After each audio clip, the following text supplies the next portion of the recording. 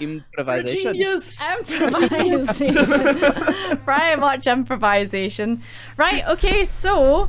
Oh, actually, we haven't done one of these in a while. So, this is after the werewolf incident. A couple of days following that. And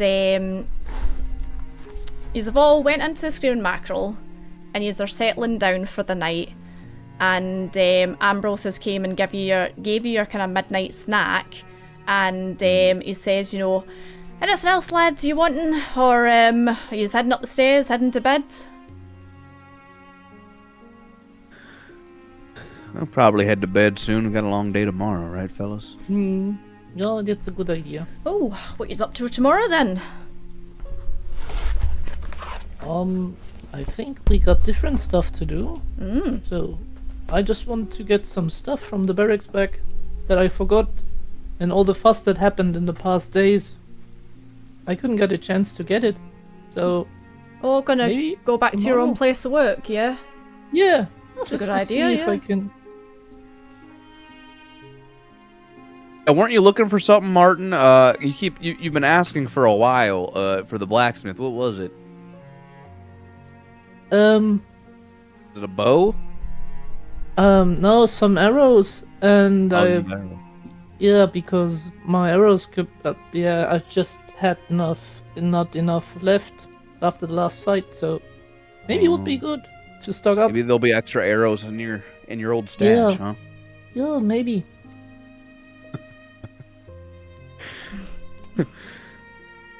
Right, Yeah, lads. I think I'll be behind the bar if you need me. And Ambrose just toddles off back behind the bar, starts doing his clean-up duties. okay. Well, good night, Broth. Night, lads. Good night. Oh, Serphon should remind you as well, you've no bread supplies left. Yeah, well, yeah. I'll turn to Martin and Obadiah. It's like, well, you know, I really need to start, big more bread. I think I think the last time I visited the Going Pot, her supplies are running quite low. Where it's possible, I think I need to find my kin and the others that might be worshippers and follow Fornex. Potentially look for and find any other bakeries in the area that, we all follow the Twilight Cleric Code, and we are duty bound to help one another when we can. So I hope I might be able to get baking supplies off them, and as well as just ask for any help while we might get some. So that'd be good to do tomorrow in the morning, if I can. Yeah, the bread's been helpful because usually whenever we get into a sticky situation, you just hand that loaf out and people become our friends really quickly. Fornex moves in mysterious ways. Yeah. Magical bread is a beautiful That's- thing. Well, if you two are doing your own thing, I could tag along with one of you, or I've been thinking. There's back home in Appalachia, I was a part of the Whispering Pine Society. It was a group of individuals that were devoted and committed to combating terrors of the night and other creatures that are not typical. And I had a few encounters with them, but maybe a similar group like that exists here in London, especially if there's a lot of spooky creatures about. Maybe I could find some other special hunters. You know what I mean? Yeah. Oh, that would be actually a good idea. Maybe we can learn a bit more about werewolves. Werewolves, that witch, terror in the night sky. That would be good too. Yeah, maybe I'll see if I can set up some connections. Now I'm an outsider, right, from the United States, but hopefully a fellow like myself with a similar vocation can give me an in somewhere. Yeah, I think so. So it's good to connect with where possible. With your comrades. I'm sure we might be able to find something. There always tends to be, a group of similar people wherever we travel. So I hope so. Yeah. Okay. Well, I'll report back if I find anything. I'm gonna miss you guys. Wait, so are we going separate ways then tomorrow, or what? You can do whatever you want. Damn. Would be faster, don't you think? Instead of just tagging along with all three. I Yeah. mean, Yeah, it's a good idea. I'll miss you. oh. Damn. Just be safe tomorrow, okay? You two guys. Yeah, you too. Thank you both. We'll be back here at 6 o'clock tomorrow afternoon. Okay. No, Well, we 6 got to and get 12, breakfast. 6 and 12. 6 and Well- 12. Yeah. Well, yes. The doors lock at midnight. We should breakfast together. We'll break our fast, and Alright. we can explore the city. Wow. Okay. Good idea. I'll hold my hand out towards the two of them.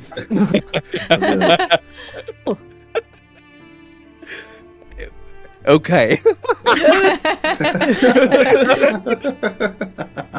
ingredients. Go ingredients!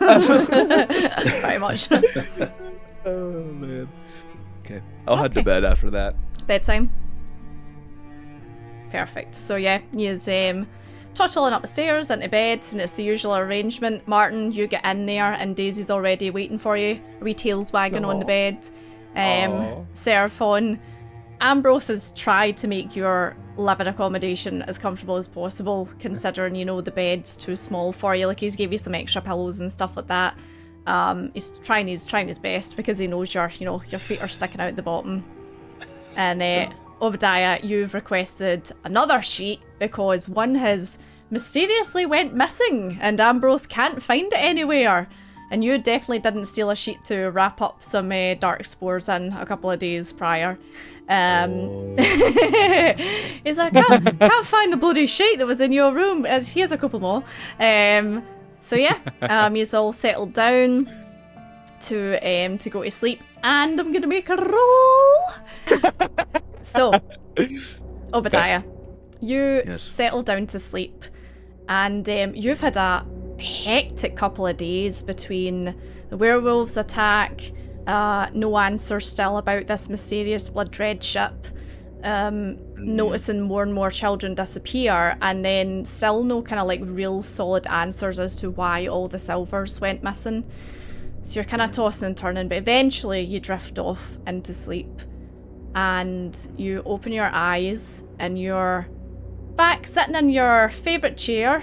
Your granddaughter's sitting on your knee, and she's flicking through the book and showing you the insects that she's drawn that our mums help her catch. Your daughter, your wife's just serving up breakfast to all of you. You're all sitting around the table, and it's the exact same dream that you had before. You're just picking up at the end of it.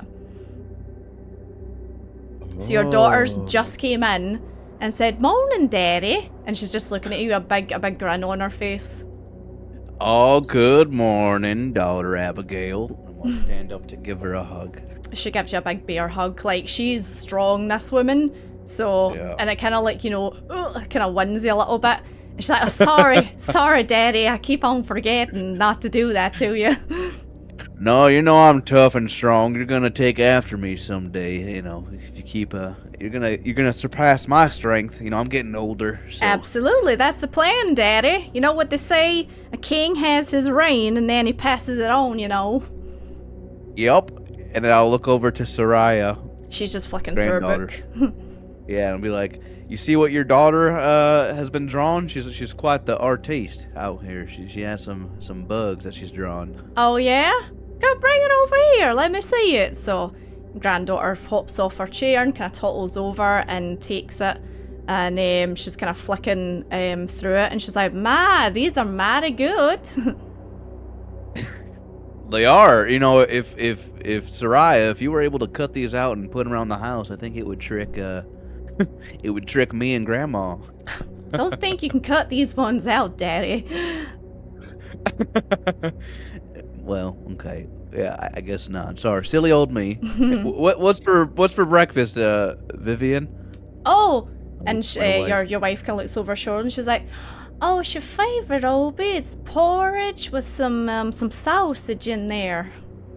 Oh, I love me some sausage. Yeah, remember you caught that big beast? I made the sausage out of that. Damn. Yeah, your homemade sausage is one of the best I've All ever right, tasted. everyone. Sit down. Let's get this breakfast on the go. So he's all sat down, and your wife gives you your bowl and sits down your daughter and your granddaughter and hands you all some drinks. And you all sit down, just have a nice meal together. And your daughter reaches over and squeezes your hand, and she's like, "Daddy, listen, I've been meaning to ask you something. Yeah, anything. Do you think you'll ever be alright with me and Reginald?" I know he's not your type, Daddy.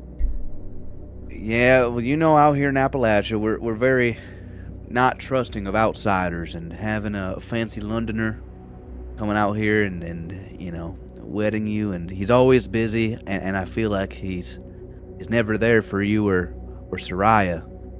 But perhaps someday I'll warm up to him. But I know, you know this. No one's ever gonna be good enough to marry my daughter. But you know, Thanks, Daddy. I'll just be wary of him. You know, he's got a lot of money. Like, Yeah, but we could be set Well, for life, you know?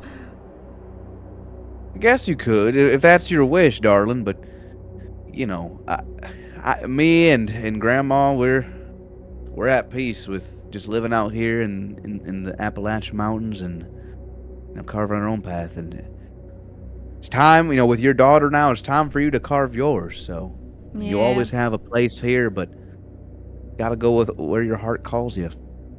I guess so. Well, I am planning on traveling to London at some point. I hope you come and visit us. Oh, of course, of course. That You would be think I would let you nice. go out there, you know, by yourself? No, I know, Daddy.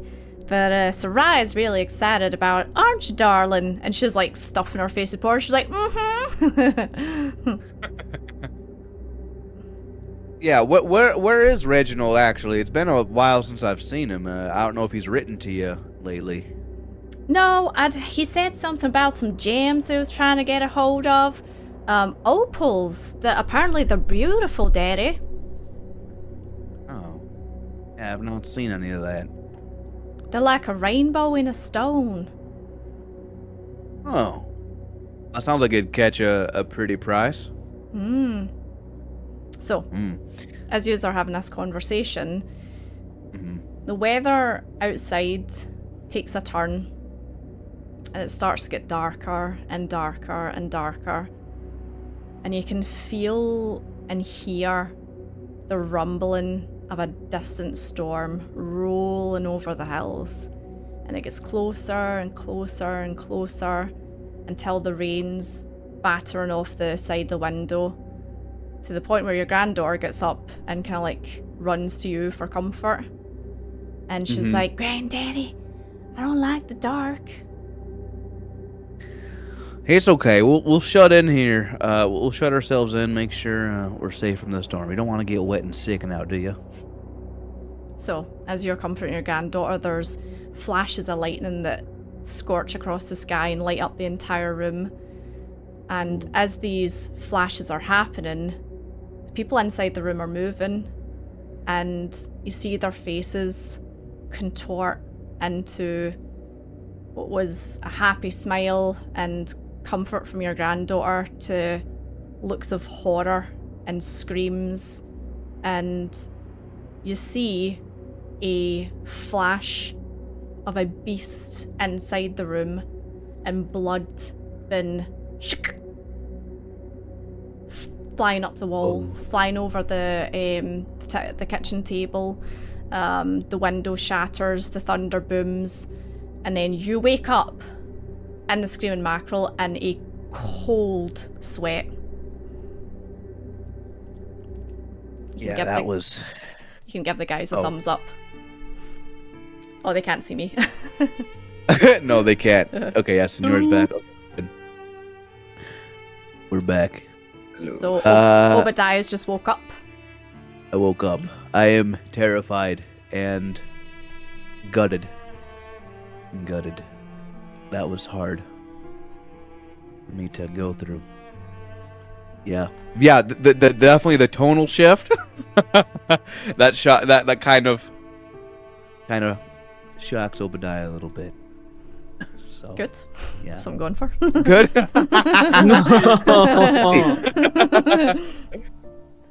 Yeah, I'll just kind of be like breathing heavily and yeah, your like, mattress shaking my head is and swaying. soaked. Like when you Yeah. sit up, you're sweating like profusely, even though it's kind of like cool in the room. You know, it's very, very unpleasant.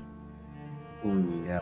Is it raining outside? I'll kind of take a peek out the window. Is it raining out? Is it like a real raining. life into dream thing? Yeah, it is yeah, raining. it's raining. Okay.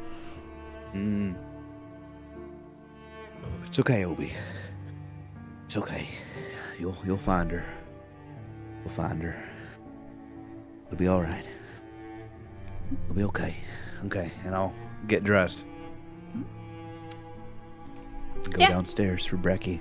Get dressed, head downstairs, and Martin Seraphon, you're already sitting downstairs enjoying your mackerel porridge, and Obadiah kind of like shakily walks over to you. He's looking a bit peaky. You okay?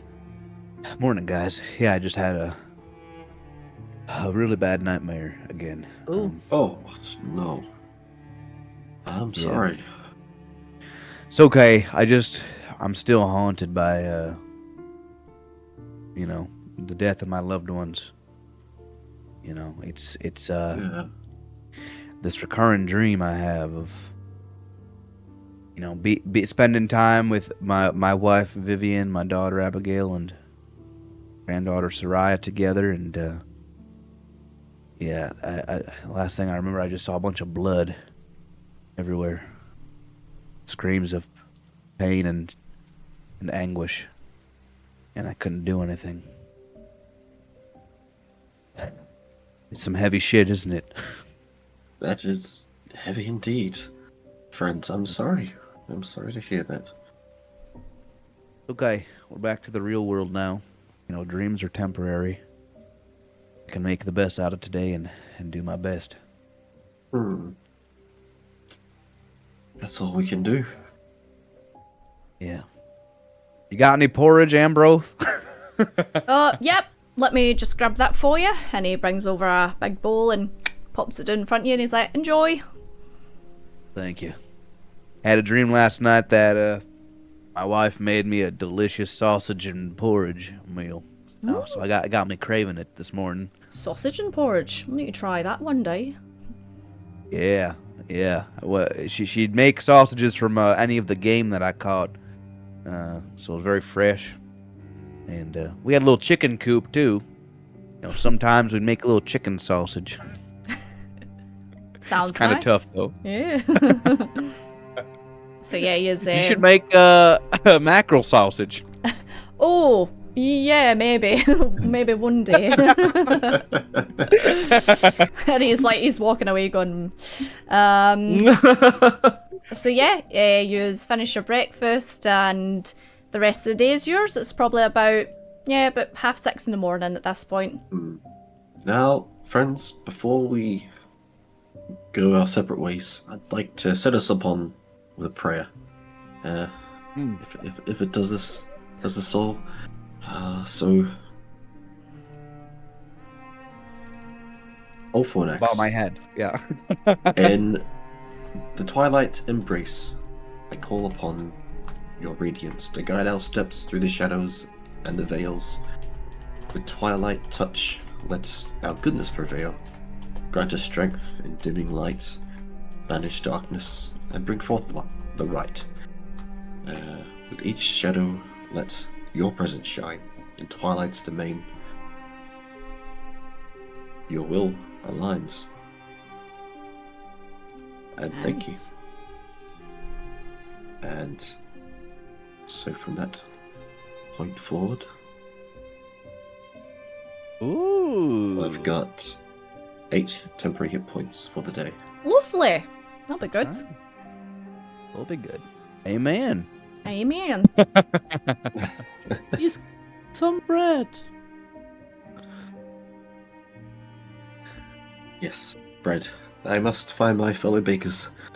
I throw myself upon their goodwill and commune with them. Help as best they can. Yes. Yeah, good luck, gents. Be safe. And I'll see you all this evening. I'll put my hand out again. 3 ingredients. Hurrah. Huzzah. Good Huzzah! team. So, these head out the door, and same as always, it is as dark as night out there at, 6:30 in the morning, and you see a couple of people milling about outside, kind of just getting themselves organised to go to work. Actually, you see a couple of miners outside. You don't see Zolog, but you see a couple of miners. You can tell by the gear they're wearing, they had kind of similar outfits and similar kind of like equipment to Zolog, and they're hanging about outside the mackerel, just kind of like chatting away to each other. Hi, good morning. Good morning, gentlemen. Alright, how's it going? Well, thanks. We're on our way. How fare you? How was your shift in the mines? Oh, I've not been yet. We're waiting for Zolog to come pick us up. Has he got his new horse and cart? Aye, still got it. Big nice horse that is. I think he decided to call it like Bob or something. Well, what's in a name? Aye, Bob the horse. It's a bit weird, I know. Well, yes. Yeah, how have the mines been lately? They've been okay? Aye, fine, same as always. Woods are a wee bit, hairy, the new. There's strange happenings in the woods, or sounds. What do you hear? What do we hear? What does he hear? Let me make a roll for him. Ooh. Oh, just the usual, like, beasties and animals and stuff like that, but they're getting awfully rowdy. Attacked us maybe a couple of weeks ago. What? Did you see what kind of creature it was? Nah, just something big, something airy. Took a chunk out my pal. It's nasty. But your palace alright? No, he's fine. I mean, it was no fine, but no, he's fine. Okay. Damn. Well, That's terrifying. I wish you the best. Yeah, give Zolog our best too. We might have to use the cart, loan it, have him loan it out to us. Aye, alright. If we might, yeah. So, We might head out of town in a few days. aye, Zolog's come to pick us up, maybe like, Sure. I don't know, like 20 minutes, something like that. And, he'll be in the mackerel in a couple of days or something like that. He's like here, there, everywhere. He's a busy boy. Aye, yeah, he is. Popular with the ladies as well, I think. Oh. Wait, what was that with the ladies? Your accent's quite thick. Popular with the ladies. Oh. They fancy him, He's like, he's a big, strong half-orc, right? So yeah, I know that's he would definitely get a lot of ladies back where I come from. Oh, really? What about me? And you look at him and he's got like teeth missing and stuff like that. I have a cousin that would love you. Oh, really?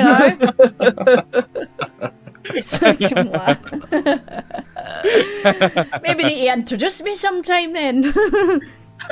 Yeah. So imagine your mouth I noticed you have some missing teeth there. So she has missing teeth where you have teeth, but she has teeth where you have missing teeth. So it kind of matches. He's just looking at Neil at that. All right. See you later, guys. Thanks.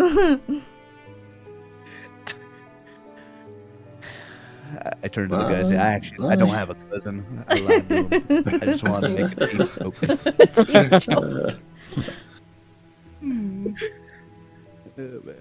Oh, man.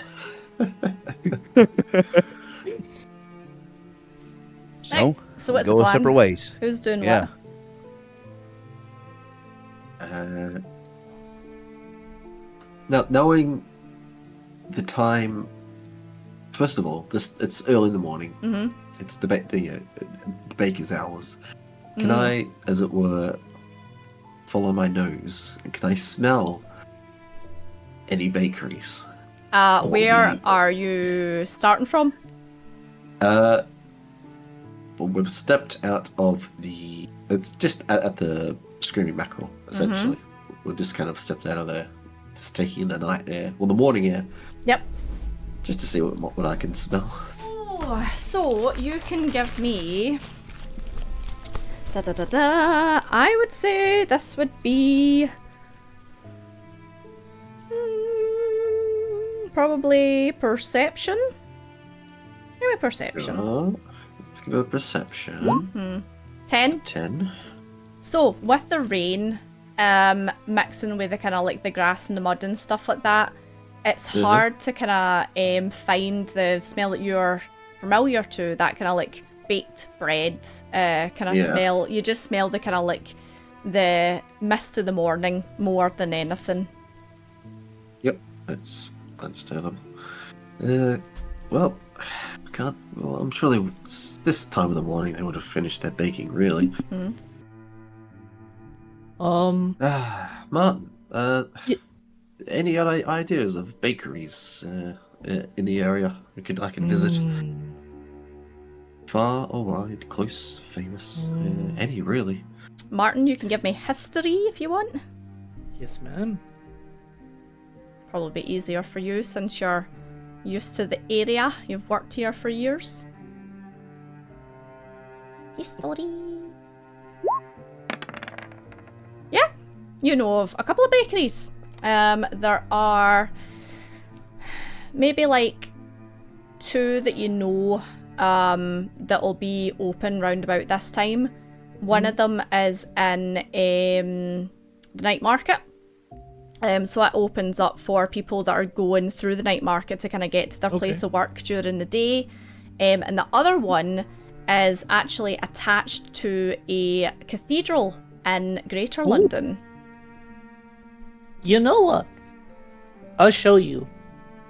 I'll bring you to one, and we see if they have what you need, and if they don't, there's another one at the night market.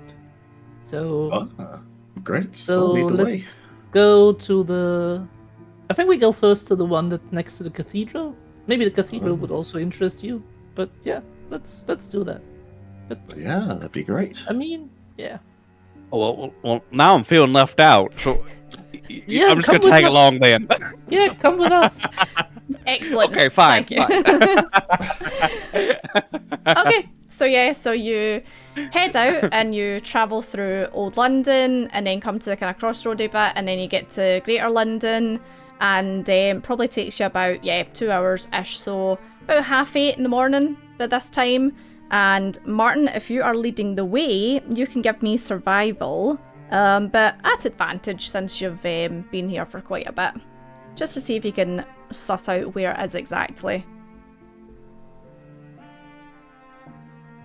Survival. Yeah, 20. Yeah. Wow. You basically look up and you see the spiral at the cathedral and you're like, there it is. It's like it's one of the biggest Let's buildings. go that way. So as you approach, you can actually see a small line of people outside of this building, and it is a stunning kind of yellow sandstone building, cathedral with a big glass window outside. Obadiah, you've never seen anything like this before in your life. It's quite a spectacle to behold, you know. And yeah, there's a couple of people lined up outside, and Serphon, you don't even need to roll perception for this. It smells lovely. You can smell bread and kind of like baked goods coming from in here. I was like, do you smell it? The warmth, the glow. That's It's lovely. my brethren, my bakers. Oh, Fornax is strong here. I feel it.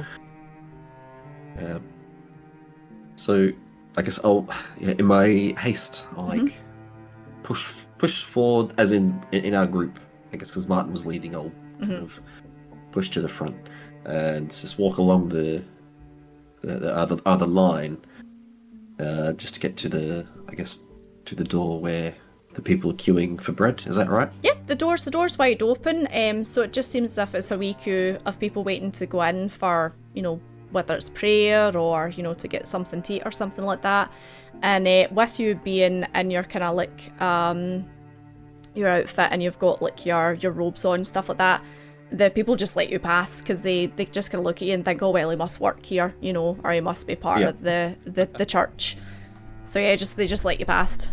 Let's say yes. I have like my holy symbol of Fornax just on display. So it's like so Fornax coming through.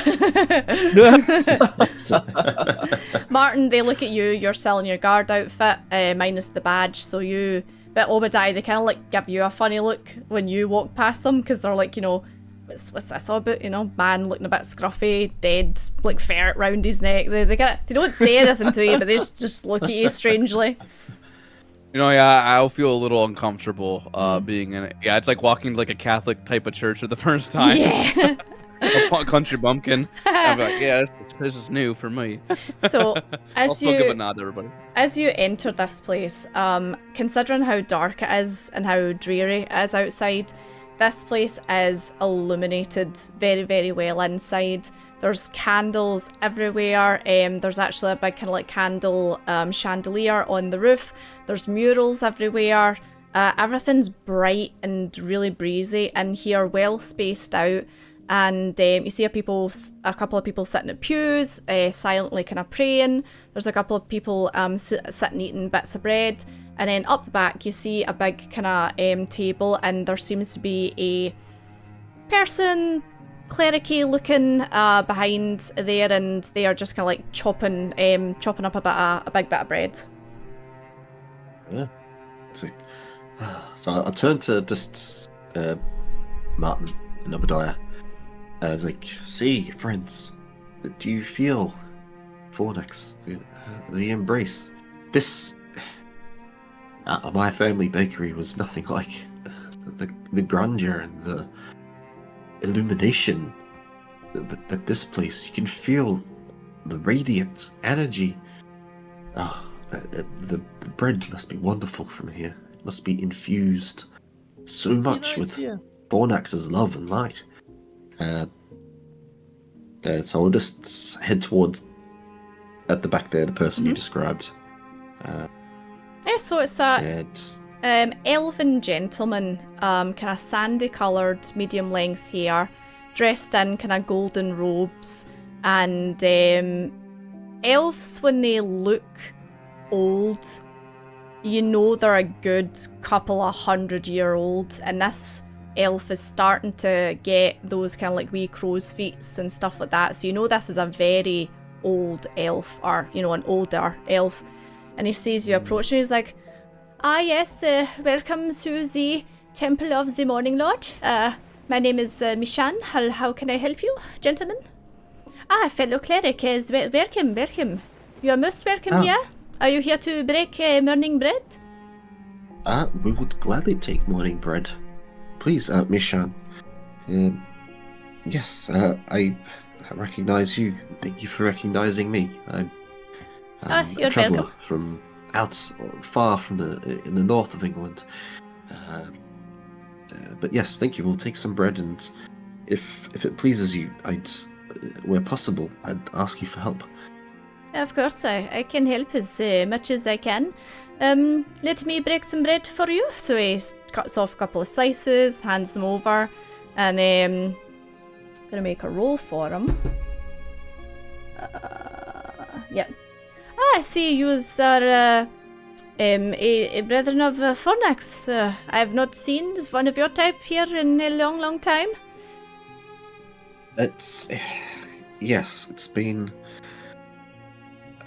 Well, I can't say for sure how often other members of the Twilight Clerics and Fornax followers travel, but it's certainly for myself, it's been a long time since me or anyone from my family has been to London to visit. I come here unfortunately, under a dark cloud, but it's good to be here and to see your wonderful church here. I'm blessed that I'm here. I can break bread with you, and I hope this bread can nourish and comfort, as we say. And I thank you. It's been a long while. Of course. Would you mind if we said a little prayer quickly to the Morning Lord himself? Of course. So he takes your hand and looks at you, Obadiah, and he's like, join hands. Oh. And he closes his eye and he's like, in this day, I give my mind, my heart, and my thoughts and my body in prayer, through the will that brings the goodness and the love and the warmth and all the good things to me. In his name, Lysander, the morning god, with my eyes I see the holy sunshine. Amen. Amen. Oh. A beautiful prayer, Michelle. Yes, the morning lord's radiance is all around, as you can feel in here. Yes, I feel it. It's quite the contrast to outside. Yes. We really, I haven't seen a morning in, about a little over a week now, or 2 weeks, in a while. I have been praying extra hard to Lysander, but so far, no, he has not answered my prayers, but I will just continue to pray very, very hard. Yeah. Yeah, we're trying to figure this out too, and because we want to help people. Of course. And it's very unsettling, and seems like Mayor has no interest in helping out and finding out what's going on. So it's us to people like you and my group here. Yes, sometimes our gods test us, and we need to figure things out for ourselves. Was there anything else I can help you with, gentlemen? Well, yes, Michelle. I come to you for help and succor, please. I was hoping that I may be able to receive from you, if at all, supplies, mainly baking supplies, so I can commune and help those in the lower London area with bread and bake. It'd be much appreciated if you could help me, my brethren. Yeah, give me a persuasion check.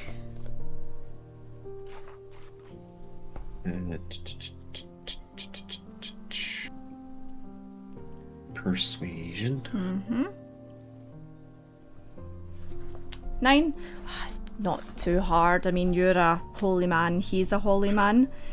So he's like, yes, is anything that we can give you? I can share. Give me but a moment. So he disappears into the back, and he'll be back in a wee minute or two. He'll grab you some supplies. It's gonna eat my bread. Yeah, it's actually quite nice. It's not as good as you can make it, because your god specifically for that type of thing. However, it is very, very nice. Pleasant, I think, is probably the best way to put it. A nice crust, golden, a nice springy crumb. Mm-hmm. It's delicious bread. Delicious. So yeah, a couple of minutes pass, and then Mishan comes back, and he's got a bag, and it's got a couple of bacon supplies in it. He's like, there you go. I hope this helps you. No, yes, Michelle, thank you. You're very welcome. And is there anything else I can offer you? Yes. If you don't mind. Would you mind parting from a bit of some blessed water? Do you have something like that here? Some water that has been prayed over and blessed with the light of thy thunder. Yes. Oh, yes. Do you have a small water skin or something? Yeah, here, I give him my water skin. Yeah.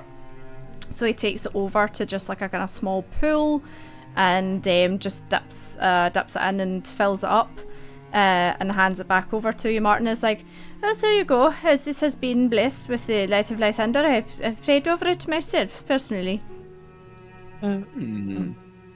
Okay, I give him a gold as a donation for the temple. Excellent. So yeah, he takes it and just puts it in the wee donation box. He's quite happy with that. Nice. And before you go, let me just say a quick prayer over you all. So he raises his hands up, and you see a beam of light come down, and it just kind of radiates over the top of all of yous, and he mutters a couple of words to himself, and he's like, "All right, may you have a blessed day." Thank you. Thank you. Yeah, thank it was a you. pleasure Thank to you, meet you. Mm-hmm. Thank you, brother Mishan. Your bread is fantastic. May Twilight's grace touch you and help you in your prayer. Perfect. Need this for a spell. And you have also been blessed by Mishan. Thanks. So you now have one blessing on top of you. Yo. I'll take it. So if you make an attack roll, a saving throw, or any kind of any roll that needs a roll, you can add a d4 onto it. Nice. Yes. So he just goes bless, and then that's yours. Yeah. Perfect. Nice. Written, noted. Yeah, thank you, brother. And I'll hold out a hand to handshake. it kind of like gives you a wee like kind of limp hand. I'll give him a firm shake because that's how I grew up. Yeah. Always give a firm shake. He just kind of like gives you a look, and then he's like, "All right, thank you. I shall see you again." Yes, quite. So yeah, Bye. he's head out of the Temple of Lythander. As soon as you step back outside, it's miserable again. It's cold, it's wet, it's dark. But yeah, you're back out. Seraphon, you now have baking supplies for maybe like a couple of loaves, I'd say. Maybe like 2 loaves. Alright, say 2 loaves. Mm-hmm. So if it's enough for 2 loaves, it's enough for 24 rolls. Ooh, lovely. And you've got your sourdough starter as well, remember? Yes, that is. I forgot about that. Mm-hmm. That's in the screaming macron. Yeah, it's in the kitchen in a wee jar. Yes. Nice. That's pretty cool. Yes. Well, friends, thank you. Thank you for coming this way. And Martin, I thank you. What a fantastic place. We really have been fortunate here, I think, today. Things will guide us and good things will happen. But, have a good feeling about today.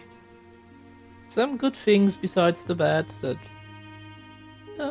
brings us the mood in balance. Yes. it sure does.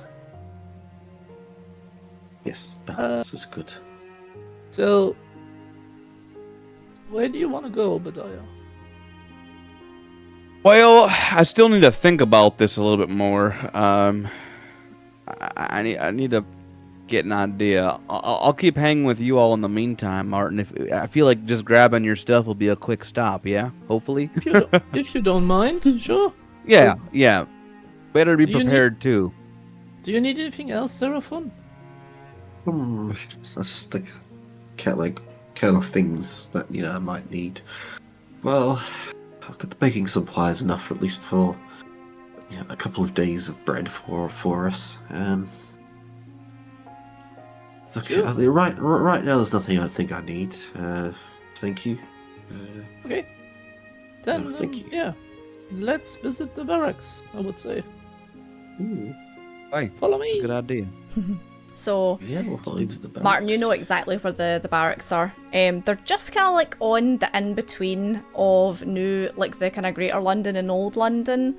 And it's a big building, just very, very plain looking. And you haven't been here in a good couple of weeks by this point. And when you get to the outside of it, there's 2 guards on the outside that you don't recognise. Okay. Martin's going to approach them. He's saluting. Yeah. Former conscript Martin Bunfeather. Just want to get some stuff that I forgot in the barracks.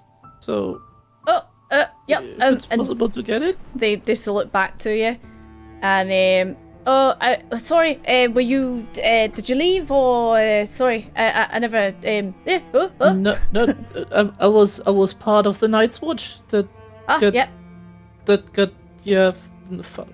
I wouldn't say fired, but they let us go, and I forgot some stuff in the barracks, and the last days were a bit troublesome and busy, so I couldn't get it.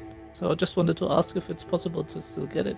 All right, yeah, Matt, give me a persuasion check. Sorry.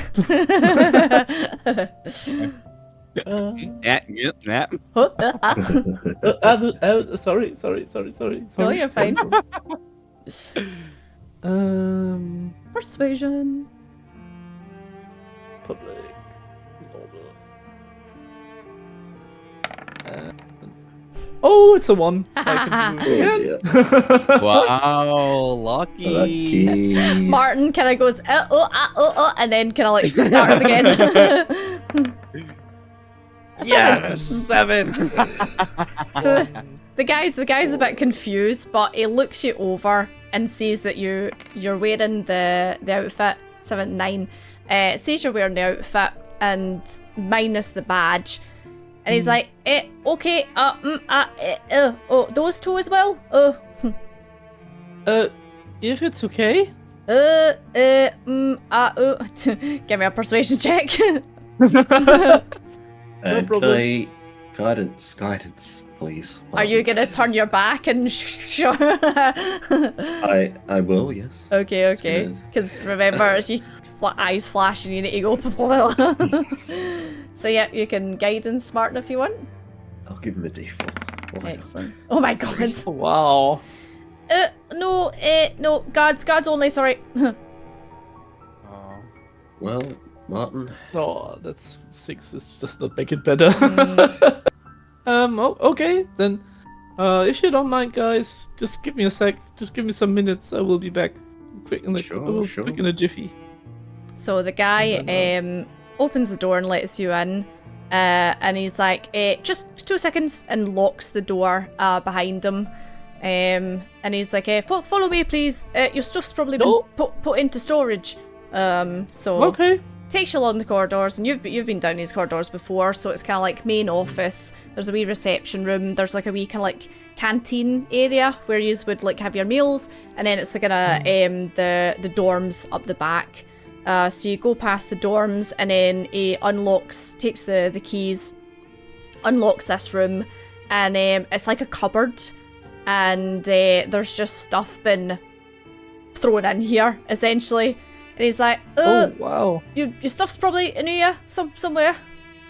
Okay. I'll just stand here and you can have a look through. Okay. Then I'm starting to rummage through the stuff. Give me investigation then. Yes. Investigation.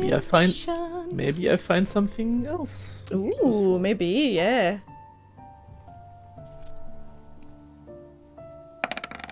Let's see. A 9. So you managed to find your spare clothes and your diary. However, the likes of your backpack and stuff like that, you can't really find. I totally forgot the 1d4. Go for it. I totally forgot the 1d4. Let's see. 9, 10, 11, 12. You find bits that fell out your backpack. So there's a couple of rations that you find. There's like a wee pouch with just some kind of like tools and stuff like that in it. Oh, that looks like mine.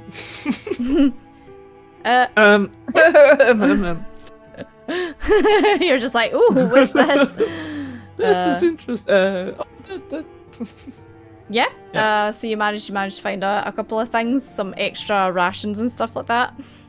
Nice. Nice. Well, I'm not there. Out of character, Zach is like, nice. Good job, senor. Anything else you want to do? I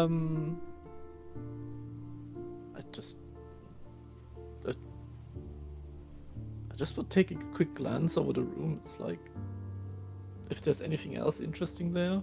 If not, then I would turn around. Give me insight, I suppose. Yeah, insight if you're. Okay. Yeah, I know. Insight or investigation, maybe. Okay, I would do an investigation if that's okay. Yeah, investigation, go for it.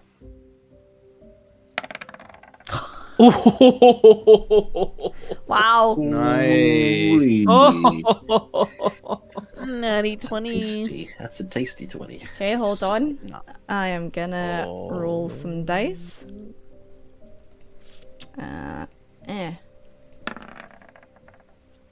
Okay. And then suddenly something random magically happens. No! Let's see. What number was that? 42. 42.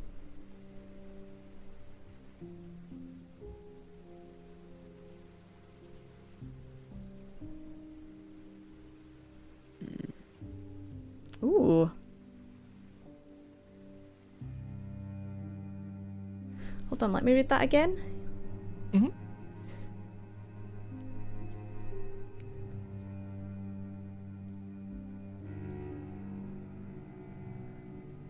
Ah, okay, that's pretty cool.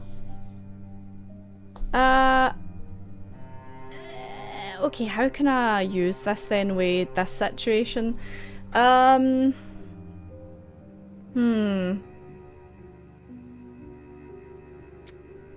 Okay, so the thing that I've rolled actually works pretty well, but I just need to think how it's gonna connect to this.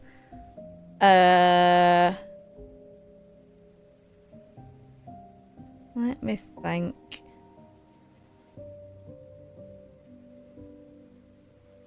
Okay, Martin, you're looking through these items, and while the guy's got his back turned to you, you're being a bit cheeky because you've found your stuff, but you're just being a bit kind of like, you know, oh my god, like there's so much stuff in here, and kind of your halfling temptation kind of takes over because you guys like small things and shiny things and stuff like that.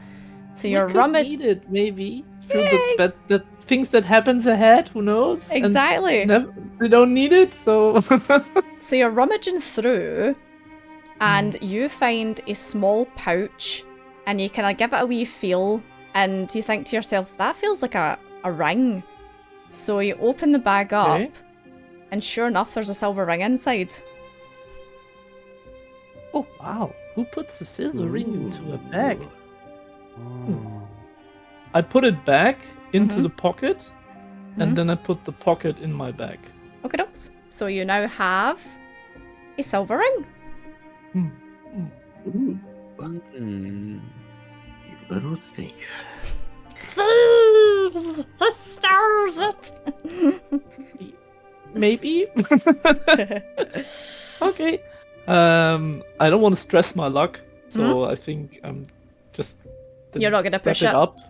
Yeah, I'm not gonna push it. Or should I? No, I'm not gonna push it. Actually, and then give me a sleight yeah. of hand check since you're popping that into. Okay. And Okay. the guy does have his back to you, but we'll see how you go on. Oof. Sleight of hand. Yeah, you're fine. The guy's turned round. He's like not really paying any attention to you. He's picking his nails and he's like he's just like talking to himself. I think I'm done. Thank you very much. All right, okay. And I would give him, I don't know, 3 coppers for the trouble. Oh, thanks. Okay, I'll let you out now. So yeah, he just closes the door behind you, locks it again. Yeah, and when we go out, I'm just asking him some annoying questions about guys that I think he never heard about because when he's new, he never heard of the name. Hey, what happened to this guy and to that? Do you heard of them and this and that? And See, this guy looks maybe like 17 at a push, you know. okay, He looks as if he's like fresh in the job. Like his outfit's immaculate. It's no scene like, you know, a bit of work, and he's just kind of like, I don't know. Have a nice day, and just kind of like opens the door quickly for you, thanks. Yeah, you too. Bye bye. and then just goes bye, and then shuts the door and locks it behind him.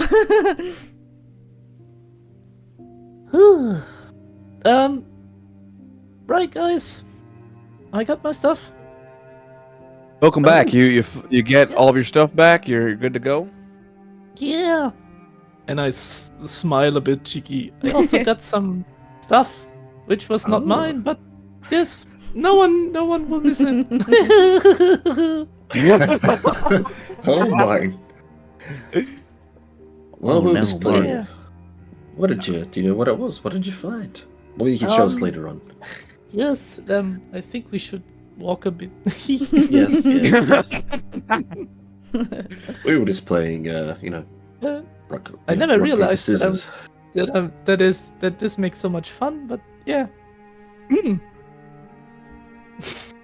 Has Grimlord been a bad influence on you, Martin? You seem a little too happy over there. Maybe I don't know. It just like I felt there was so much stuff in this room, and we had so many troubles ahead. We don't know what adventures we're going to face. So I thought maybe they will not miss it. That's a good point. So yeah. Okay. And when we are a bit far away, I would get the bag out of my backpack.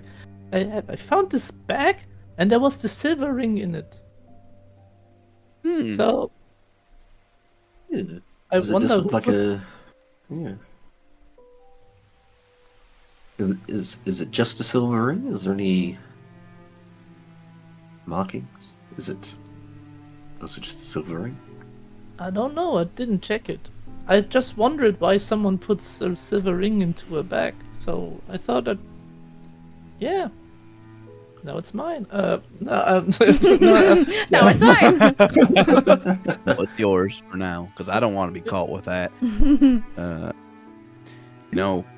I did share with you guys that I had some silver on me, and well, I'll say it in a hushed tone. I still think it's a good idea to pretend that we don't know about any of that, but I do have a ring as well, Oh, and nice. I'll pull out my silver wedding band, Scotty. I'll show them real quick. I'll say, this is my this is the last thing I have for my wife and I in our time together, and I'm happy to have held on to it at the checkpoint, but yeah, I guess that makes us 2 silver ring brothers. We got to get you one now, Seraphon, and I'll put it back in my coin purse. I guess, yeah, well, I guess if we can get any to fit my finger, that'd be... Yeah. There's still the room. Big old dragon Yeah. bits. Your paws. Yeah. Well, I guess that leaves me now, huh?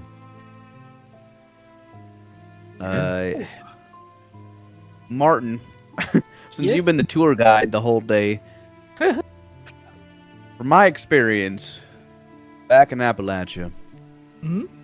the group that I was with, they were a group of hunters first and foremost, and they had that extra spice on top of it.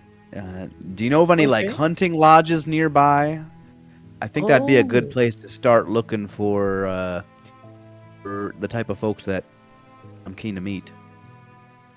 Oh, that's a good question. Yeah, I'm I mean- assuming it'd be close to the forest or, some kind of. I mean, maybe there are some exclusive clubs up in Upper London for the higher gentlemen's. But here in Good idea.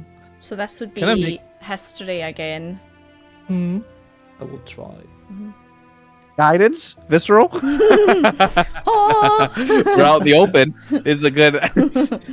Well, yeah, well, Martin, if you're not sure, I'm sure Fornex might be able to help you out. Bless. Would be Amen. nice. Just let me concentrate a moment here. Oh, wow. Okay, If you need so, it, so Please. 23 altogether. Nice. So, Martin, you Yep. know through your works as a night guard and stuff like that, that there actually used to be a group of hunters that would come to London, and they were kind of like for hire, I suppose.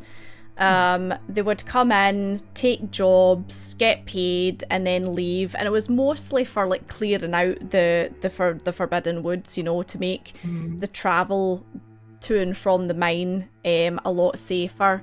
But over the years, the numbers kind of dwindled because they were picked off by the beasts, unfortunately. However, there was one man that you knew of that kind of like stood strong against the test of times, and you actually bumped into him one day, and you were fascinated by the tales that he told you. You were drunk right enough because he likes to hang out in the pubs in between jobs. Can't quite remember his name though, but he was kind of like older, a bit grizzled, and you think he was maybe like a ranger of some sort. So you were kind of like, oh, a fellow ranger, let me talk to him. But you were a couple of whiskeys deep at this point. Nom nom. You know, there may be someone I knew by chance, because there was this group of rangers that was hired for cleaning the way to through the Forbidden Woods so that the miners can go there safely.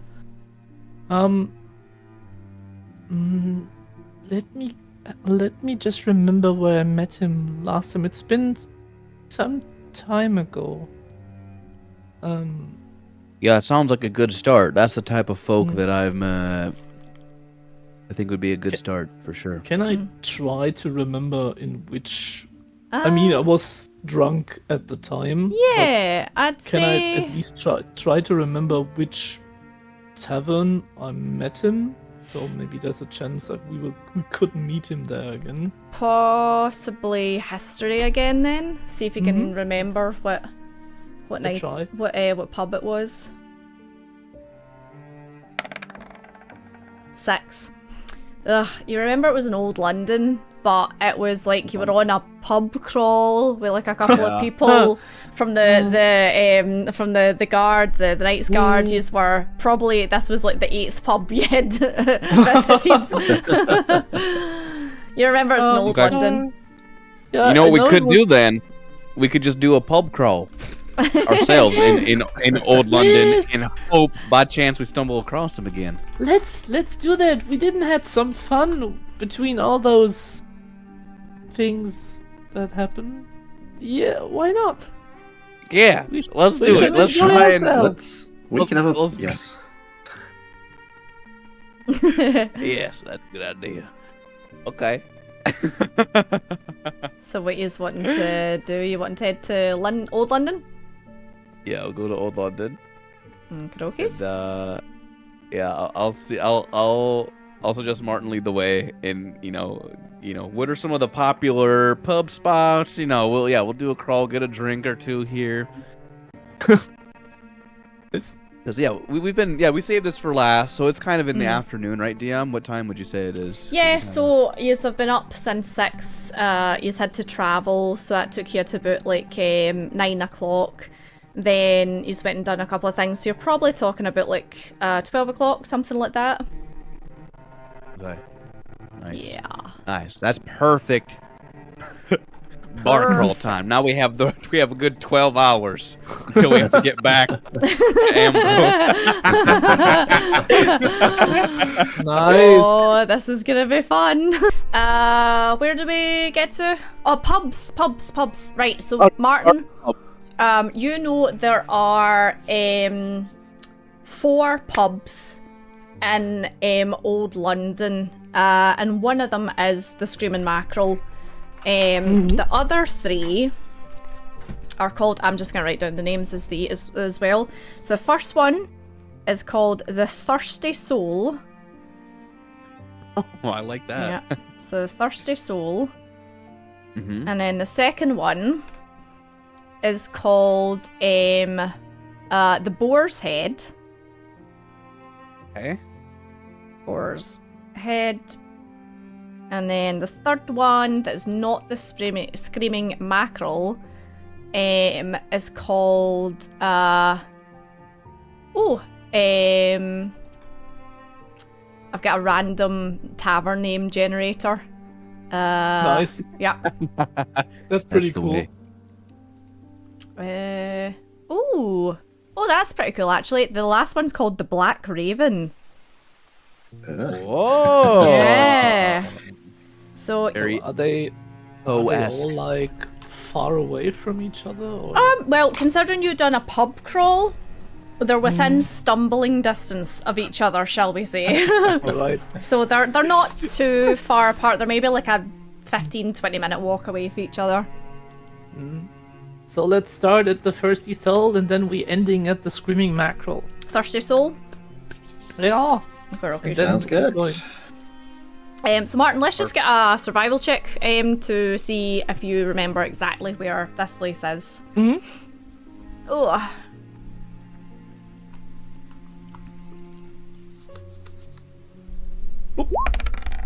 See? 19? Yeah. You know, this was a place you started off at the beginning of your pub crawl. So this was the place you went to when you were the most sober. So you remember exactly where it is. You turn up. It's probably about like 1 o'clock in the afternoon, and this place is really lively. There is a lot of people hustling and bustling about. It's like in a small place, maybe about the same size as Mackerel, although it doesn't have accommodation upstairs. It's just a pub, this one. And it has a lovely kind of like fire in the corner. There's a lot of people just sitting like chatting away. It seems to be quite a kind of like a casual drinking pub by the look of it. Yes. Nice. This is nice and comfortable. This is kind of what you see a lot of this back home in the States. Just kind of general pubs. Interesting. Pubs. Why did I say that weird? Sorry. We call them bars, not pubs. Oh, okay. Or a watering hole. Very Or cool. tavern. Tavern, yeah, that's the thing I do. Pubs also like, but watering hole? Yeah. That's a nice. That's it's interesting. But it's okay. Yeah, I know. I can. Oh, you know what? I should teach you all a bunch of the sayings that I know. I've kind of been Yes. kept to myself because like I said, I've shared this before. It's overwhelming because it's the city, and I'm learning a lot, like kilograms and and Celsius, things like that. New stuff. But maybe I can teach you some of the southern. Yeah. Maybe as the night goes on, the more the more drinks I have, the more I'll tell you. Idea. Oh, We be could, wonderful. we could say that every tavern you have to teach us one word at least. Ooh, I like that. Could do. Okay. So let's start this. Okay. Let me see. Whenever you want a kiss from a nice lady, or a Yeah. loved one, rather, I happen to swing, with women, but let's say you're saying goodbye to a loved one and you want a little kiss. You say, wait, come back, give me some sugar. Ooh. And the sugar is like a little sweet treat, and it kind of, Oh. yeah. So Seraphon's it's like- Johnny this stuff. It's like, yeah. So if you want a hug or a kiss from someone, you say, wait, before you go, give me some sugar, and I'll give it to you. Now, if they give you some sugar, I mean, Seraphon, I think you could use that for your baked goods too. So either way, it's a win-win. yes, I think so. Some Nice idea. nice, Yes. some nice baked, enriched bread. Yes, some brioche. Yeah. Mm. Yeah. I'm gonna get Nice some idea. sugar in the form of beer, though. Yes. Yes. Well, as we say, we will do. I'm not sure what it's like in the United States, Obadiah, or Martin, but here when we're drinking as a group, we buy rounds. Oh. Yeah, Okay. my hunting group did that after a celebratory thing. I can get down with that. Okay, well, if we're all drinking beer, one of us can take the first round, and well, We'll round rotate. round, so three, Love it.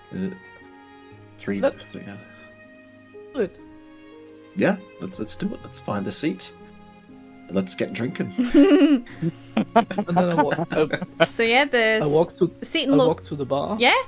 So the seats in this place are just kind of like small round tables, and they're actually like whiskey barrels that have been turned upside down, and then there's like a wooden, just circular table that's been constructed and put on top of it, and the bar stools are actually whiskey barrels that have been tipped upside down as well.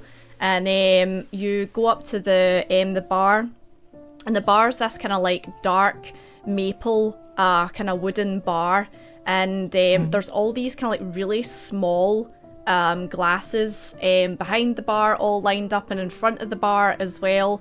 And there's a lady behind the bar, long, like red, like proper ginger red hair, freckled. She's got on a nice kind of like green dress. She turns round and her eyes match the dress, and she looks a bit elven, a bit younger maybe.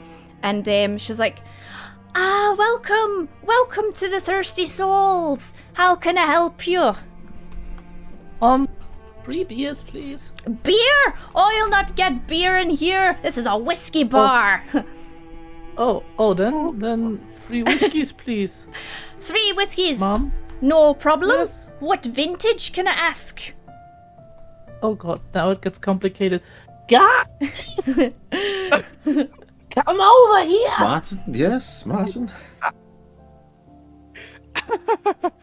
The lady What's wants happening? to know what vintage do you want? This is a whiskey bar.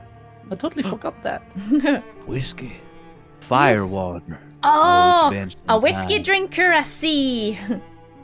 Oh, I grew up when I was but a babe. My mother gave me, I was raised on whiskey. Whiskey in the milk, was it?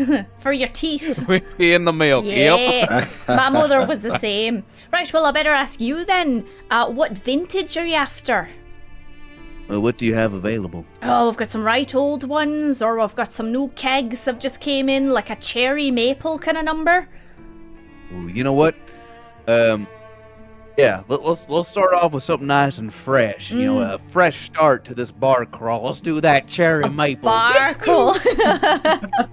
So she takes out this massive tankard-looking thing. It's got like it's like a glass bottle, but it's got like a hook on it, and she slings it over her shoulder and just like pours it from her shoulder into 3 glasses in front of you. She then picks them up and gives them a wee swirl and slams them down in front of you. And she's like, "That'll be 10 copper each, gents." Oh, dang. I pay, and I give her You pay? a 1 gold, I would say. Nice. So yep, that's you. You've got 3 cherry oak smoked whiskies. Oh. Damn. Well, Obadiah, you look round, and a lot of people are smoking in here as well, so this is somewhere you could smoke if you wanted to. There's a couple of places that don't let you do that, like the mackerel, but gents are sitting having cigarettes or cigars in here. Well, don't mind if I do. or I'll do my classic visceral, or Seraphone. You got a light with that little dragon. Trevor's like, Yeah. Sarah and a couple of people see you do that, and they're like, "Oh!" They come over to you with theirs. They're like, "Oh, do me, like, do me!" "Oh, hold up. Oh, really brilliant, Dragon Bones. I've really got it. It's like internal monologues. I've really got to stop doing fires. So yeah, The terror in the bars. Sarah, Hide your cigarettes. I would say cheers, then. cheers. Gentlemen, Cheers. cheers So, to the 3 ingredients. locations like this are ideal for gather information about things that you want to, but also rumors and stuff like that. So yeah. Sure.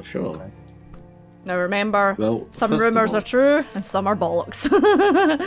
Well, first of all, Martin, do you see Yeah.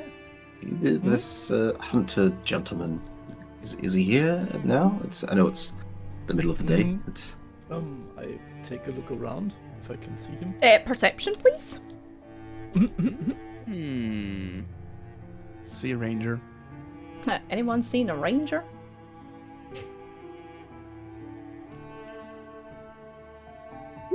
Let's see. 15. So you look through the crowd, and you recognise a couple of people just from your kind of beat and stuff like that, but no one that matches the foggy, swirly, drunk memory of what you think this ranger looks like. Oh, unfortunately not. He's not here. Well, that's fine. We best keep drinking then, huh? Yeah. We have to keep retracing your steps. We could, if we, and also, if we don't see him, if we kind of like talk about his interests, like hunting and, protecting the woods, being strong fighters and, explorers, that might pique his interest too. So I think, if we kind of go about this crawl and kind of slip in some of those words and be a little boisterous here and there, that might help suss them out too. I'm actually gonna randomly roll something. That's a good idea. That's not a number. Well, it is a number, but I get the same number again. Stop. Okay, cool. Thank you, DM. No worries. Right, okay. Carry on. I will. I'm gonna look over to the table next to us. What type of folks are nearby? There's 2 guys sitting. One of them's a kind of like weird, shifty kind of looking guy, and his face looks a bit strange. And the other one, it's an elven woman sitting with him. and the two of them are kind of like, chatting away to each other. I'm gonna kind of close my eyes, focus, and try and pick out some of the words they're talking about.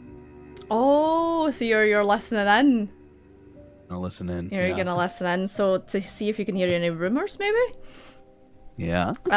Give me. I mean, it is pretty noisy in here, but you could, perception. I think if you're Okay. a 6. Nice. It's very noisy. And I'm gonna use my. I got that one blessing for the Yeah, day, so yeah. I will use my one blessing, baby. Yes. Yeah. 8. 8. So it is pretty noisy in here. However, you do manage to pick up like a couple of wee bits here and there, and like the woman who for an elf sounds so rough. Like you're used to elves being quite kind of well spoken and stuff like that. And she's like, yeah, a bloody idiot, like bumping into everything and knocking over shit and. Was it sick on your shoes? And the person next to him's like, Eileen, it wasn't sick. It was frost. There's a difference. And Eileen, the elf Eileen's like, yeah, but it was stinking anyway, wasn't it? Like, what's the difference if it's all over your shoes? And you just see the guy put his head in his hands and he's like, oh, Eileen, okay. Sick or whatever, but yes, he was drunk. Yes, he was. That's what you're able to pick up. Okay. Seems like our. I'll say it in a hushed tone. Seems like our dragonborn friend, the drunkard, with the frost breath. He's still been keeping up his old habits. Oh, you mean the one that vomited on the street and everything got frozen? Yeah, it just happened to the table over to us as well. Oh, damn. I look at the guy's shoes and there's wee bits of frost still like melting off it. Oh, God. Recently.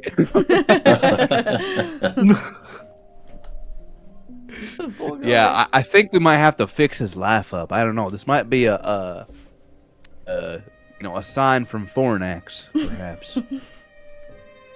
So it's like, well, maybe. I think where possible we should help. If we come across them again. The poor fellow. Because think about it. What's the opposite of the flames of passion and the hearth, right? Of Fornax? It's frost. Mm-hmm. I think there's a connection there, Seraphon. Fire and ice. Yeah. I drink to that.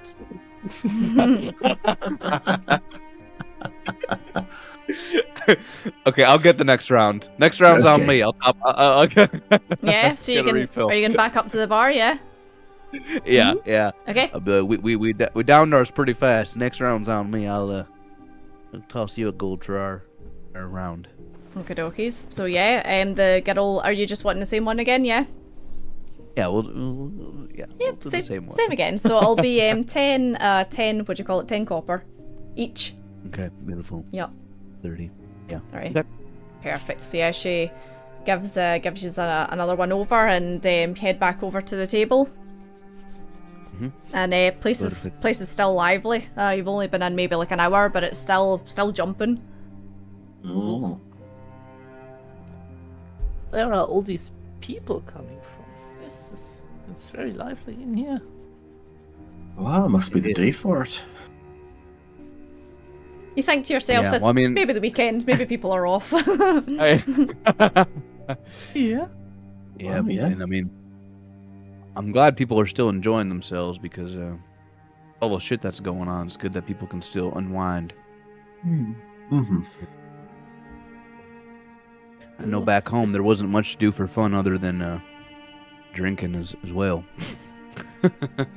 And hunting, I guess. Oh. Oh yes, hunting. Yeah, we're very strong hunting. Let's see if anyone picks up on your hunting. Okay, so you are talking about hunting and so the elven woman who spins round on her heels and like basically like sticks her head in between you three, and she's like, "You just talking about Huntin?" And you see the guy that's with her, and he's like, Eileen, and she's like, "Just leave me alone, I can't. I'm talking about Huntin." "Oh, you're just talking about Huntin." "That's one of my favourite things to do." Oh, no shit. I was a hunter back in the United States of America. "Yeah, shit, I'm a hunter as well." Oh, that's amazing. Yeah, I'm Tell really... us about your biggest, give us a hunting story. Oh, right, okay, so there was this one time where we're up, do you know a place called Iceland Dale? It's like way up north,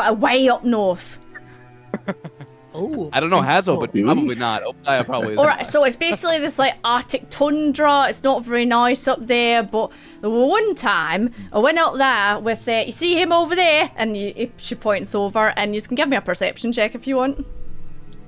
Oh, First of all, you're just like, yep, that guy. just in my cups. Obadiah, okay. You notice his features. Martin. 13. Yeah, you kind of notice as well.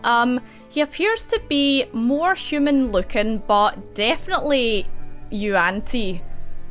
So he has the scales like on his face, and you notice the eyes are that kind of like snaky, kind of like slit and yellow.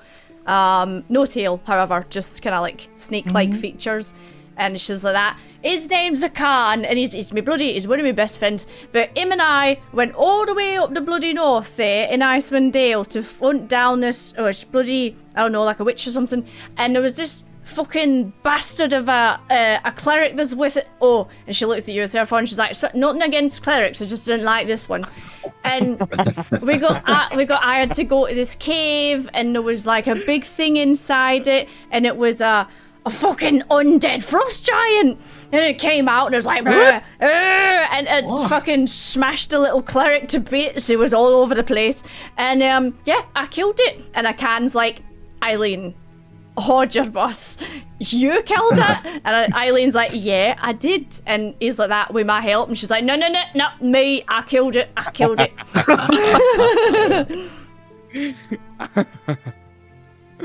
Well, that sounds wild. How tall was that?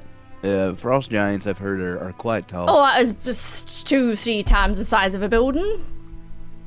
Jeez. Wow. Yep. Wild. It was mental. It was great. I loved it. Nearly died. And you look at this woman, she's about unhinged. Excuse me, ma'am. Ooh, yeah. When you are a hunter, did you maybe meet...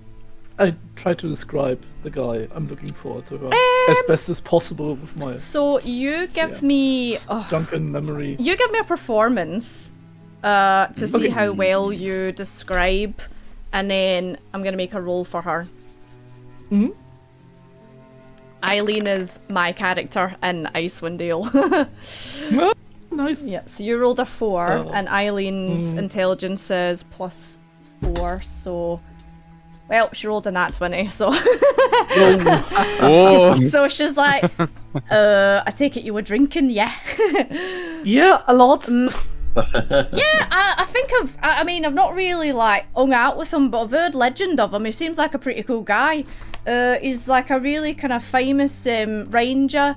And I'm a ranger as well, by the way. Yeah, I've seen him around nice. I've seen him around the pubs, but I've not seen him in here tonight. He might be in another pub. I don't know. It's good that we're doing a pub crawl. We're doing a pub crawl. Lovely. Yeah. Are you guys want to join us? Maybe? And she looks over at Akan, and Akan's shaking his head, and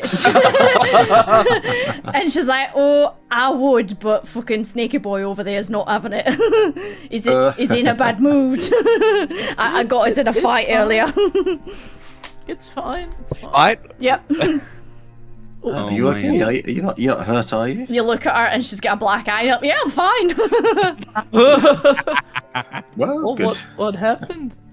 Did I just like fighting. that's okay. That's okay. I can't like go That's like, fair. Eileen, come on, let's go. She's like, oh, all right, okay. I'll just say bye to my new friends then. Bye. And then she gets up and leaves where I can. Bye. Bye. Good hunt. She was a rowdy one. Yes.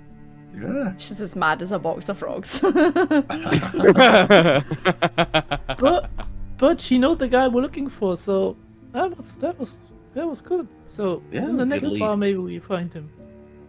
Yeah, I think we're wrapped up here. Unless Serafon, you want to get one last round here for the road. Well, that's only fair. I think if we have one last man for the one last word for the round, yes, let's do that. Okay, so yeah, go back up to the bar. Same again, she pours it out for you, and 10 copper each.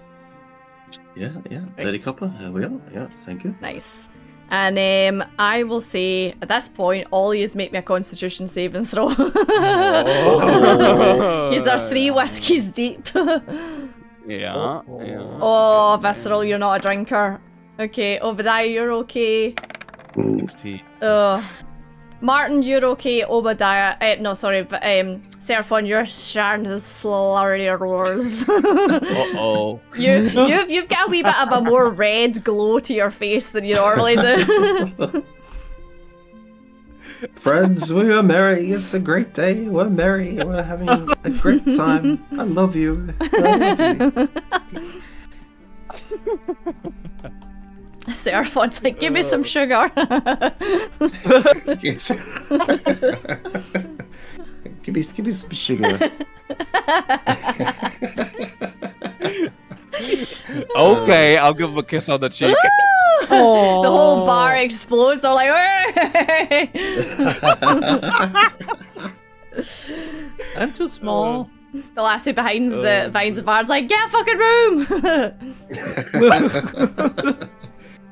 We've got a room. Cool. So what's the plan? We're off to next. So you've got the Black Raven or the Warhead. Boar's head. Yeah. Warhead. Boss head. Yeah. Yep. Okay. Warhead. Boar's head. Yeah. Go So yep, stumbling distance. So it takes you about 10-15 minutes to get there. So it's probably about 3 o'clock in the afternoon now, something like that. This place is unfortunately not that nice looking. It is a bit dishevelled, a bit run down. Like when you walk in, the floor is kind of a bit marshy. It is wood, but it's been like damp over the years, and I've not really bothered replacing any of the wood on the floor. So when you step on it, it's kind of spongy, and there's a couple of kind of like a couple of paintings on the wall that are hanging off, and it's a bit, you know, it's a bit rough and ready in here. And it is significantly quieter than the Thirsty Soul. There's maybe like 2 people, and as you come in, the 2 of them just turn around and look at you. Hello. And they just go, ugh, and then turn back round. Okay, so I get our first round then. Just take a seat, guys. The seats, thing. Seraphon, when you sit on Thank them, you. especially, they go, "Arr!" with the weight of you, the wood cracks. So yeah, Martin, you go up to the bar, and oh, there's a bugbear. There's a bugbear behind the bar.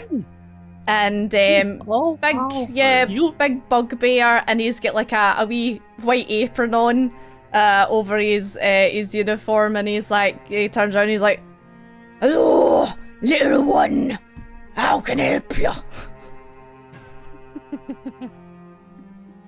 Yeah, please. What? You speak up.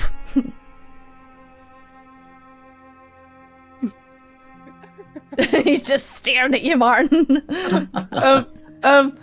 Free beer, please. Don't do beer in here. Cider. Free ciders, please. Alright. So he goes over and pulls 3 cider pints, and they look a bit grim. They're not like they're more cloudy than clear, you know. And he puts them down in front of you, and he's like, 3 silver. Oh no, wait. There's no silver. 10 copper. Oh, okay, here. I give him 30 copper then. Okay, those. So yeah, it gives you them, and the glasses are sticky. Ew. I'm trying to bring them to the table. Ooh. Yeah. So you pop them down, and they kind of like stick when you stick them when you put them down the table. So it's just ciders here, guys. Nothing else. Ew.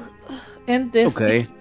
Ciders are good, and they're sugary. That's why get a little sticky. Yeah. So what's the next word? Well, it's a saying. If something's really thin, it's finer than a frog's hair. Okay. Frogs. Finer than a frog's hair. Okay. Yep, finer. So, So- maybe your patience is wearing thin. You're like, my patience is finer than a frog's hair right now. Oh, okay. Finer than a frog's ball hair, we'd say in Scotland.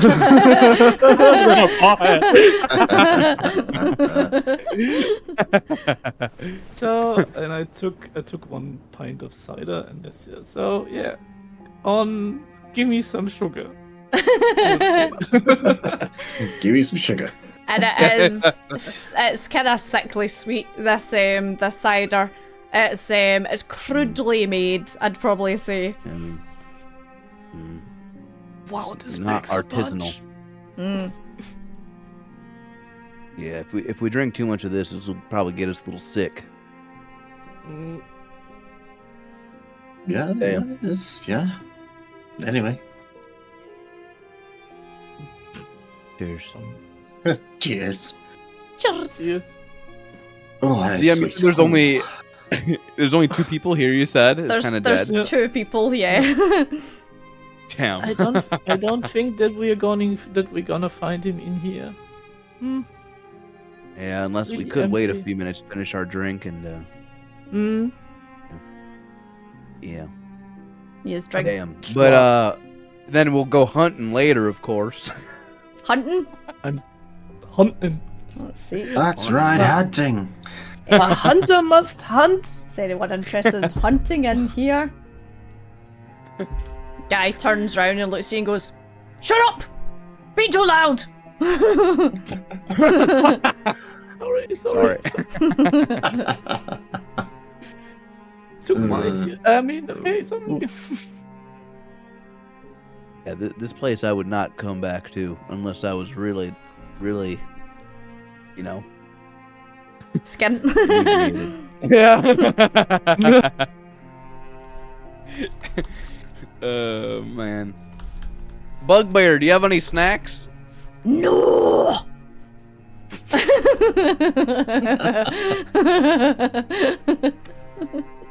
Damn. I Was think we hoping should for finish. some I peanut. think we should finish our drink and then we'll continue. Yeah, let's get out of here. Okay, all yous make another round of Constitution saving throws for me, please. Okay. Oh. My expertise right there. Nice. Nice one. 22. Let's see. So, oh, my pen's running out. Con saving throws. Yeah, yous are all okay. Okay. Got a good buzz on. Yeah. Yeah. Sir, well, at least I've you're kind of soaking up a wee bit. sobered up a bit. Just a teeny. Yeah, the sugar is kind of like it's more like an adrenaline rush now. Yeah. Oh, got the sugar buzz. Yeah, they're all feeling a wee bit tingly. I hope I don't get into another fight. And then what? Last time I was. Yeah. The last time you were? Sorry. Last time I did a bar crawl in the States, got a little rowdy with some of my compatriots. And we got into a tussle. One of those young upstarts with the hunting society, he thought he was hot shit. And, I had to teach him a little bit of respect. Respect his elders. And we got a few good blows in. I had a black eye for a while, but I won out in the end. My experience was a little too much for him. Have you guys gotten a bar fight before? Yeah. I mean, more like a bystander. I'm too small to get noticed. But it happened from time to time. You were close to the action. You were a few feet away. Yeah, that's true. What about you, Seraphon? Well, look, yes. We don't have, where I'm from, there's a bar, a pub, or a tavern, as we see. There was an overzealous tax collector who was really giving the publican, a publican's the person who owns the bar, giving us a hard time. It's a small town. There's not much money that's coming through there, and the taxes and the money that they were taking is just far too much. It was breaking chairs, threatening. So I was in there having an early drink, and he was pushing him around. I stood up. I asked him to calm down and told him to leave. I was trying my best to avoid violence. I sometimes don't know my own strength. But this tax collector, he turned his blade on me and he threatened me. So, what was I to do? It's, fueled by, a few good ales and maybe thinking too much of bravado and bravery. I took offense to the blade being turned upon me. Yeah. So, I brushed the sword out of the way and punched him square in the face. So I did. He tumbled backwards. He came flying at me with his sword. I couldn't quite believe it. He missed. I dodged. I ducked. I went around. I parried off. And then, ultimately, what happened is, crack, uppercut, hit him right in the face. Broke his jaw. It was amazing. He was laid out flat. I was deathly scared. I was deathly worried.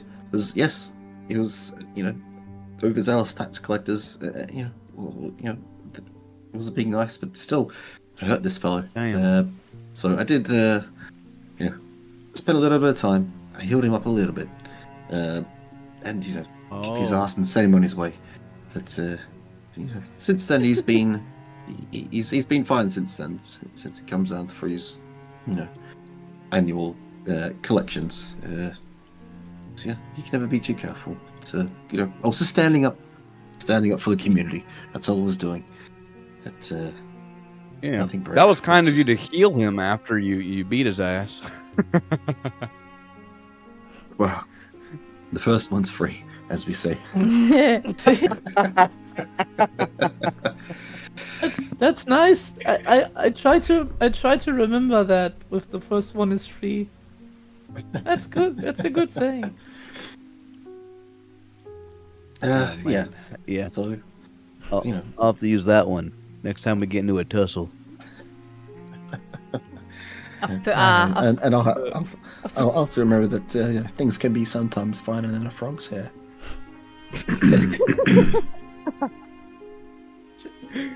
I've put a picture in Discord of my view right now.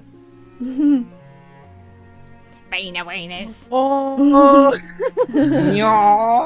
Kitty bee. Beanie beanies hanging over the edge. Oh, baby. Beanie beanies. Right, so what are you doing? You're leaving the boar's head then? Yeah, let's leave this one. Yeah, Martin, there's not Seraphon much and I in will here. get the next rounds. Yeah. These So- guys. so It's kind of the black raven it is. Black Raven. Background. So, Sounds fun. but this time it is probably about, well, he didn't spend long in the boar's head, so it's probably about 4 o'clock at this point.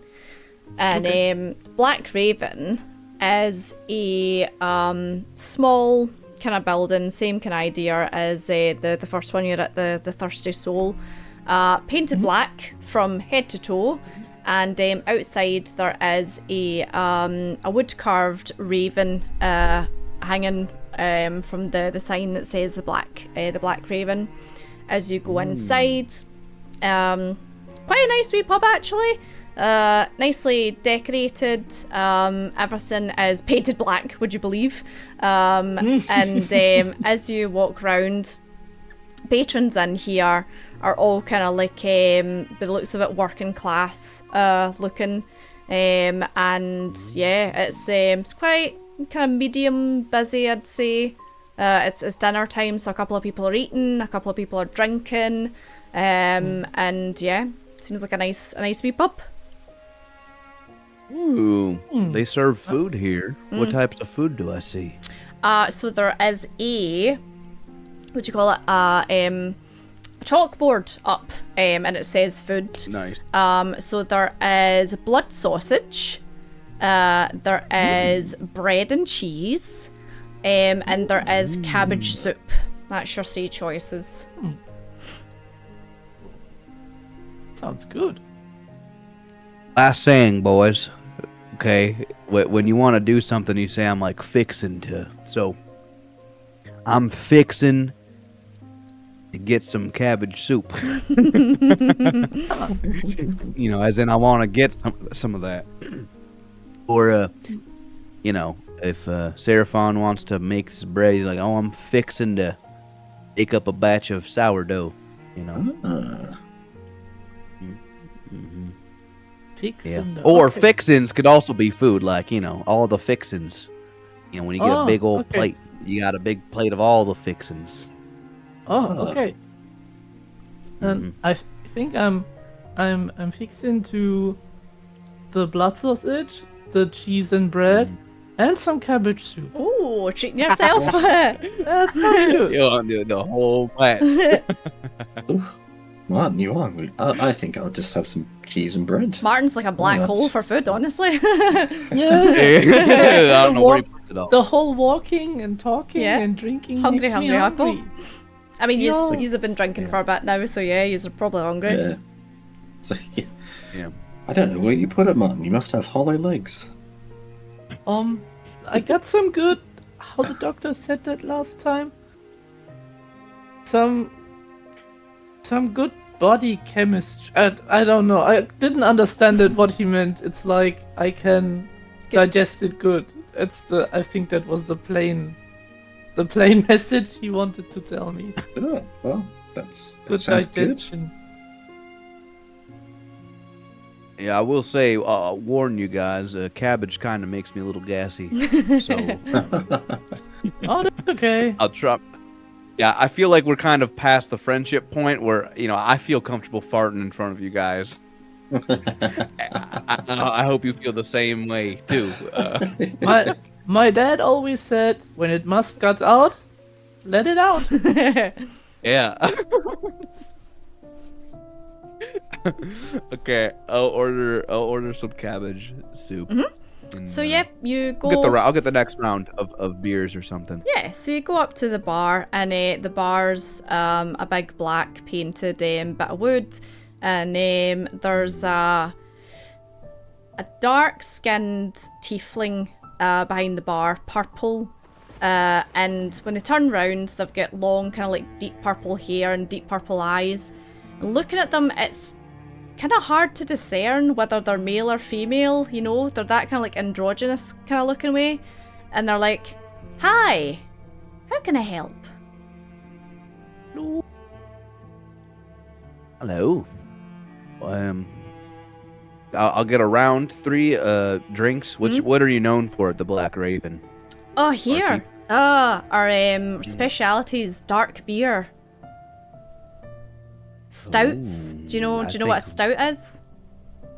Ooh. Oh yeah. Yeah, stouts, dark beers, strong, right enough, you know. Yeah, we'll take some then. Okay. How I'll many? do round of 3, please. Three? Yes. Okay. Yep. They're just three copper each.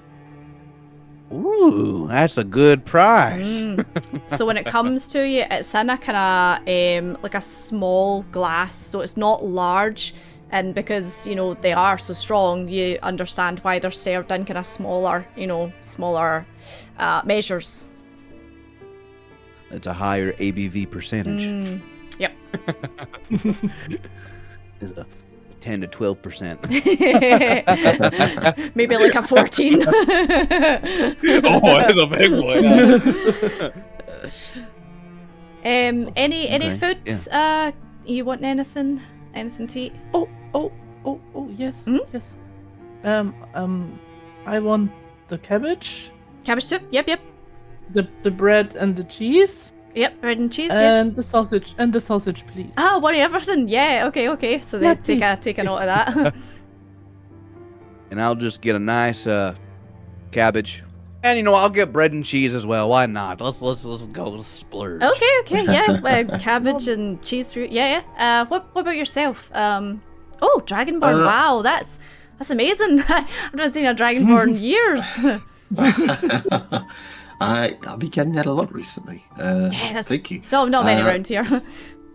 I'll have give me a double serving of cheese and bread, please. Ooh, nice. Yeah, no bother. Cool. Yeah, that'll be out in maybe like 5 minutes. Just have a seat anywhere. I'll bring over to you. Grand. Fine. Thank you. So you can step away from the bar, and loads of seats available, and they look quite comfortable. There's wee private booths if you want one of them.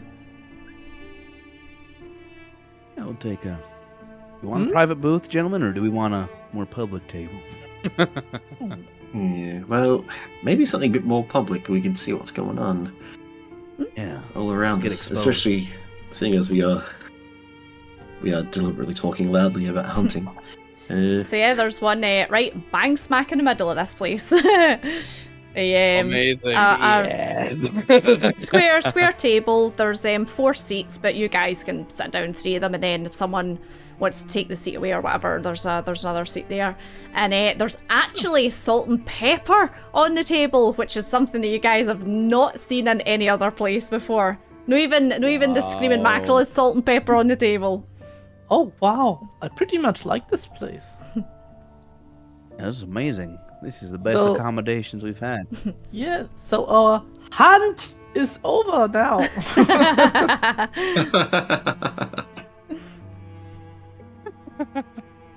Yeah, it's been Yeah. busy. Couple of people kind of turn round at the end of that. It's so loud.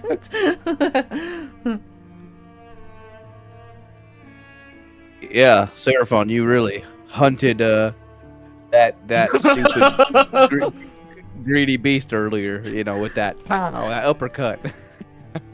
Yeah, it was a fine strike. It reminds me of, you know what, seeing as we're talking about hunting. Do you remember? This conversation will hunt me till the end of my days. Not the puns. It really does remind me, just upon reflection, our encounter in the Dark Forest a few days ago with that The big shear. shape-changing deer. That Oh. was, I think, terrifying. And whatever other sounds are going on through there in the forest, it was That's strange, true. very unsettling. It made my skin crawl. I wish there was an experienced hunter that- who knew these woods. So Who could The guide woods us. were the woods were very hunting. So, all of you give me a performance check then. Let's see how he's going. Oh, Seraphon, you're too tipsy for this. Natty one. Okay, Oh yeah. man. Oh, but you're a strong drinker, but you're not a good performer. Martin, okay. Oh no. Wait, I'm just gonna make a I guess Spartan's puns are a little bit better. make a roll. Okay, nothing happens as of yet. So the tiefling comes over with your meals and is kind of like, would you mind keeping it down a little bit? As you're being a bit loud. And puts the stuff down. Sorry. Yes. No problem. I mean, people do get rowdy in here, but you know, people are trying to eat just now. but we're really looking for a hunter. Oh, Trying to describe the person. that we're give looking me for. performance. Yep. See how you got on. Where are you? There you are. Huh? 2. Oh wow. Let me roll for this person. It'll be probably intelligence. What the hell? Oh yeah, I know who you mean. Okay. Yeah. Yep. Okay. I'll let me see what I can do. And they disappear. Thank you. This is some fun bread I'm and glad cheese. that. Yeah, I'm glad they're willing to help us out, even though we caused a ruckus. So you dig into your food, and it's really nice. It's hearty food, you know. Soup's nice and kind of like fresh and warming. Cheese and bread. Seraphon isn't actually too bad. It's not as good as your bread. Like nothing probably will be, but it's semi decent. And blood sausage is brilliant. You actually, Obadiah, give me probably insight. So someone offers you a bit of, you're just, you're like, beer, dark ale. Delicious. Delicious. Delicious. You're having a great time. No smoking in here, unfortunately, though. That's okay. That's okay. So yeah, you sit and you kind of, off. you finish your beers, you finish your meals, and then this tiefling approaches you maybe like half an hour later, and is like, can I ask, what is it you want with this gentleman? Obadiah, do you wanna? Okay. Well, usually I keep my cards close to my chest, but I'm fixing to meet some some experienced hunters in the area. See, back in the States, I was part of a group that we were hunters, but not just hunting normal game and beasts. We hunted supernatural creatures, if you will. Some very difficult, terrifying beasts that terrorized folks in the countryside and communities. Beasts that are uncommon and almost never seen, but still deadly nonetheless. And I was looking to see if there was a similar folks out here to help us out with what we're trying to do in London. Okay, give me a persuasion check.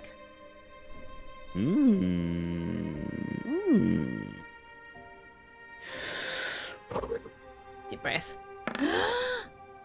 Ooh. 13. Okay, dokes. 13. So, Tiefling kind of like listens to you and then stands up and kind of like looks over to a table in the corner where a person's sitting, and they just kind of like nod their head to this person, and the person like nods their head back and gets up and walks away behind the bar, and Tiefling turns back around to you and goes, right, well, you're gonna have to go downstairs, but prepare yourselves. Just behind the bar. Oh, okay. Okay. I'll stand up and finish the rest of my stout. Oh my god, right, Constitution saving throws for you all. Let's go. Obadiah, you're fine. Seraphon, you're 13, fine. Oh, Martin. Martin. Oh, I won. But I can Yes. reroll it. Yeah, you can reroll. I can reroll it. Martin, Oh, lucky, I forgot. Martin, you stand up and your world spins for a second, but then you take a deep breath and you're fine. Wow. Damn, Okay. what wasn't that cabbage? Man, Lucky's so good. So God damn. Yeah. you get up and the tiefling goes, there's like a like one of the wee doors that are on the bars that you open up the way. So they go behind the bar and open that, and then just kind of like gesture for you to come behind the bar. And as you come behind the bar, there's a set of stairs that go down like to the side of the bar that you didn't see before. And kind of like they gesture for you to go down the stairs. I take the hip lantern from my hip. Oh, it's lit. Then It's I fine. try to- It's lit down there. Should I go first, guys? I'll lead the way. This is my responsibility, my initiative, okay. and I'll own up to that. Then I go last. So,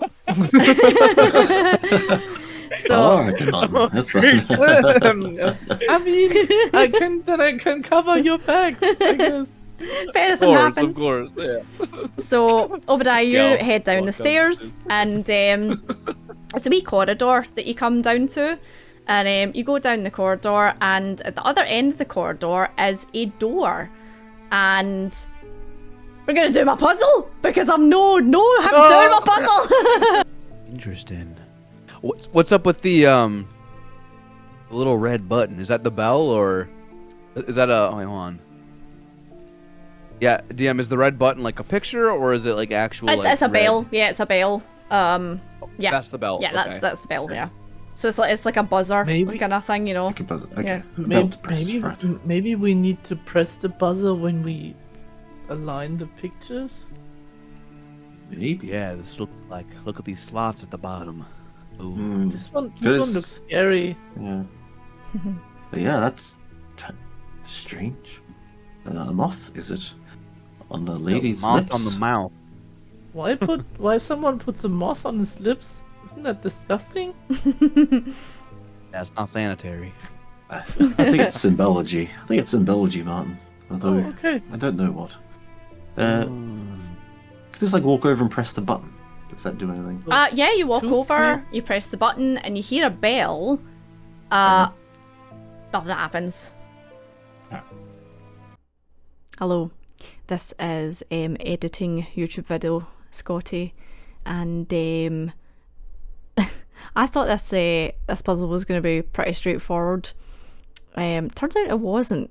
So I forgot that I had a person from Germany playing with me, a person from America playing with me, and a person originally from Australia playing with me. So it turns out that this puzzle is linked to a nursery rhyme that is well known in the UK, but not well known in other parts of the world. And took them a little bit of time to figure it out, but we got there in the end. So this section will be sped up, and then you'll see the end result. But thank you very much. Thank you for watching the video. And I should probably do the YouTube plug right now, yeah? So don't forget to like, comment, share and subscribe if you're enjoying, guys. Please give the video a like and a comment, because YouTube algorithm really likes it, and then it recommends it more. But yeah, thank you very much, guys. Enjoy the rest of the video. Bye! Wow. So now you Art just... is like- Carrying So we got box 5 and 6. They're the last silver or Yeah. gold? Do you want silver gold or gold silver? Usually you put silver for first, gold. right? 5 for gold, Yeah, 6 for that's- silver, 7 for silence. Those secrets. Secrets untold. I don't know. Maybe gold and secret told. I think you both are right. Golds are the last one, because like Okay. 5 for silver, 6 for gold, 7 secret untold. Yeah, it makes Yeah, sense. okay. It makes some Do more sense. silver then gold. Okay, Yeah. silver then gold. You slot the last 2 into place, and Martin, you then push the button, and the last 2. And I shield my face if it's really coming in this situation as well. The last 2 click into place, and then Wow. a golden text appears above the door that says 1 for sorrow, 2 for joy, 3 for a girl, 4 for a boy, 5 for silver, 6 for gold, 7 for a secret never to be told. And as the secret pops up, the door unlocks and opens into a dimly lit, underground looking office. Wow, Walk he in. must be a similar interior designer. Oh. Walk in and dimly lit. There's a table and a couple of shelves. You look along the walls, however, and there are swords, spears, bows, nets, maces. There's a whole host of weaponry in this place. Oh, And wee. there's a wee glowing fire up the back. And beside the glowing fire, leaning over the fire, with a wee brandy glass kind of swirling it round, is a older gentleman in his maybe like late 50s, kind of maybe like,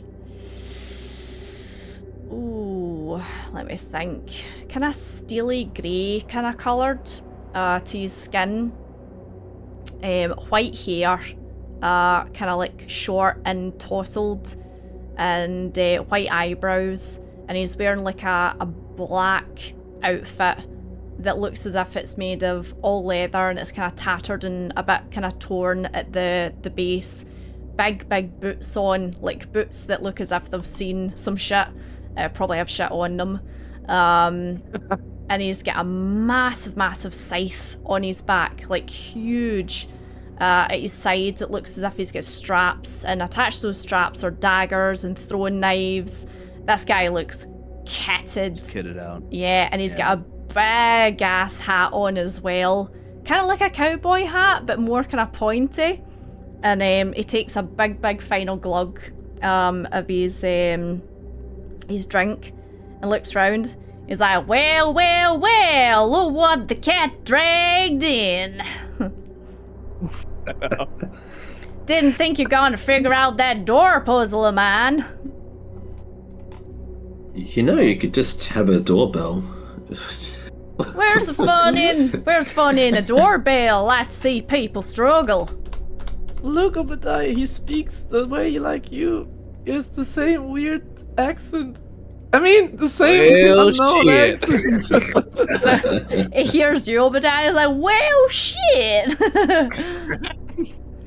Fellow countryman, good to see you. You want to come into my Good. office and have a drink? Let's do it. We've been doing a bar crawl all day trying to find you, actually. Find me, huh? Have a seat, gentlemen. Yeah. So he sits down and offers you a drink each. So it's like a nice dram. Yeah. Lovely. Nice to meet you. My name is Obadiah Sinclair, and I'll take off my hat. Oh, put he it on takes the off his table. hat as well. He's got long white, kind of like rustled hair. Obadiah, nice to meet you. My name is Abraham Van Helsing, at your service.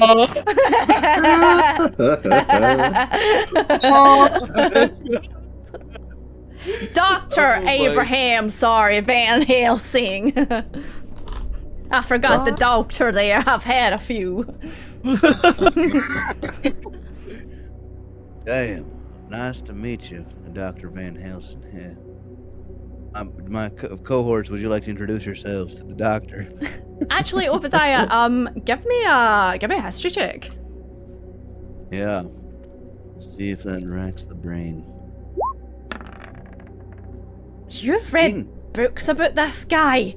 You're like Oh. that. Oh shit! Like this guy's legendary in your kind of like hunting organization. Kind of sitting next to a celebrity right now. Oh. Wow. Who's older, me or him? His species isn't the Looks same as older. yours, so it's hard to tell. Okay, different species. But the fact that Okay. you've read books about him from when you were young, you kind of get the Oh, gist that this shit. guy's older. Yeah, okay, yeah, so if I read books at the moment, Mm. damn. Yeah, these are my friends, Barton and Seraphon. Nice to meet you.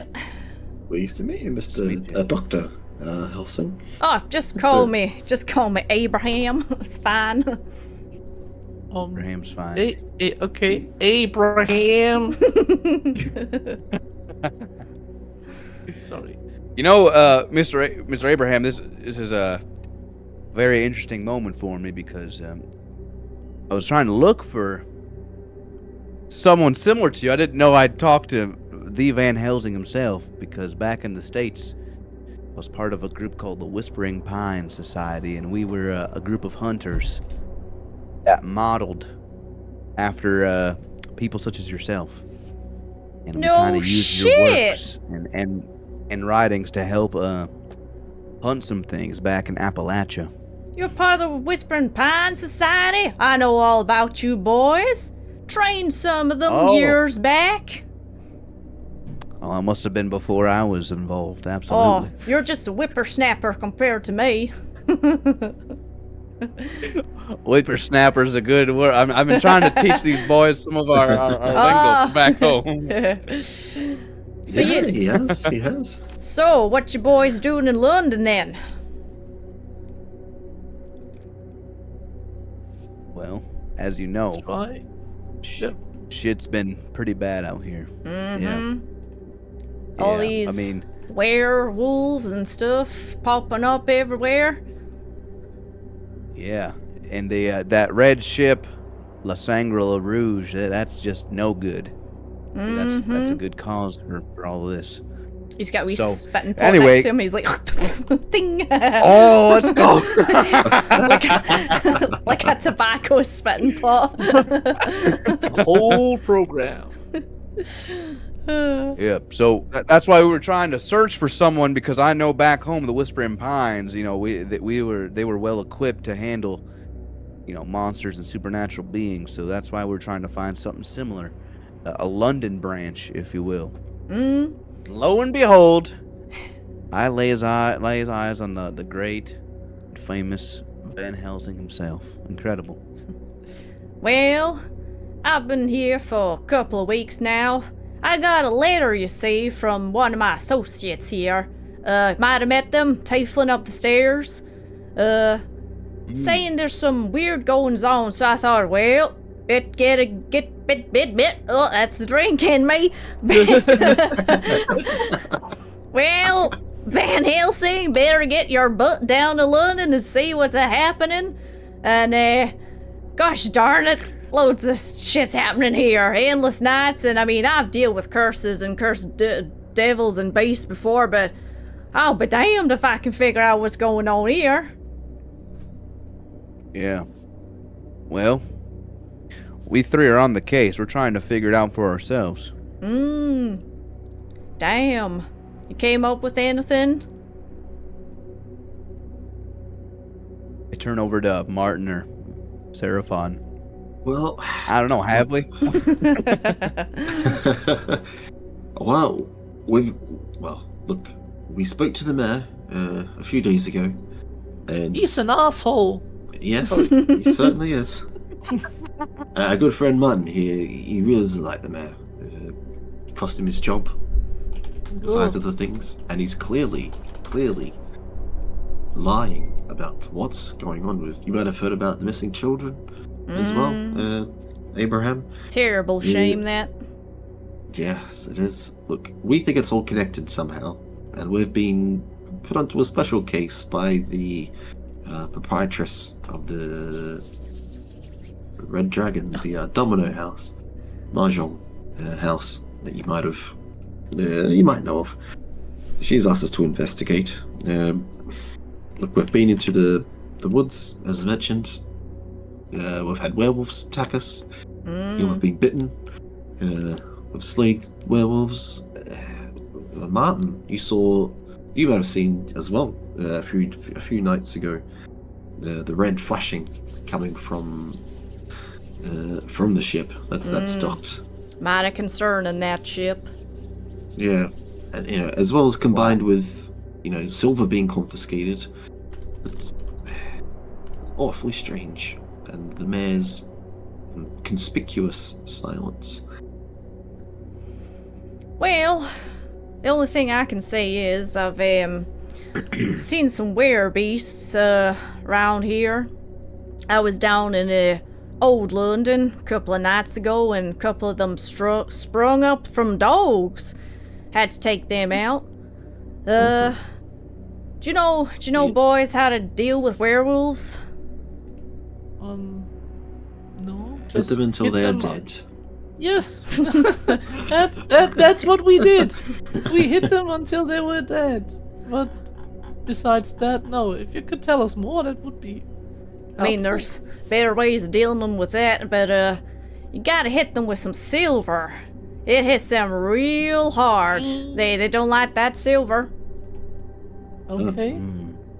Unfortunately, silver's just impossible to come by. That's probably why the mayor's been confiscating it all. Yeah, I heard about that. I mean, I have one or two bits, but kinda need them for myself. Understandable. You know, I think we've been thinking about this, for the last few days and pondering it. I think we're fixing to rob us a stagecoach, but a stagecoach of silver, if you will. Sure. You probably get the stuff you were needing there. Yeah. By the way, did you get yourself a voucher, Abraham? If they did confiscate silver, the mayor will agree to kind of refund you, but in gold or copper. No, I kinda snuck my way in to London. I didn't come in through the front door. Well, shit. Yep, I didn't have to hand over any of my silver.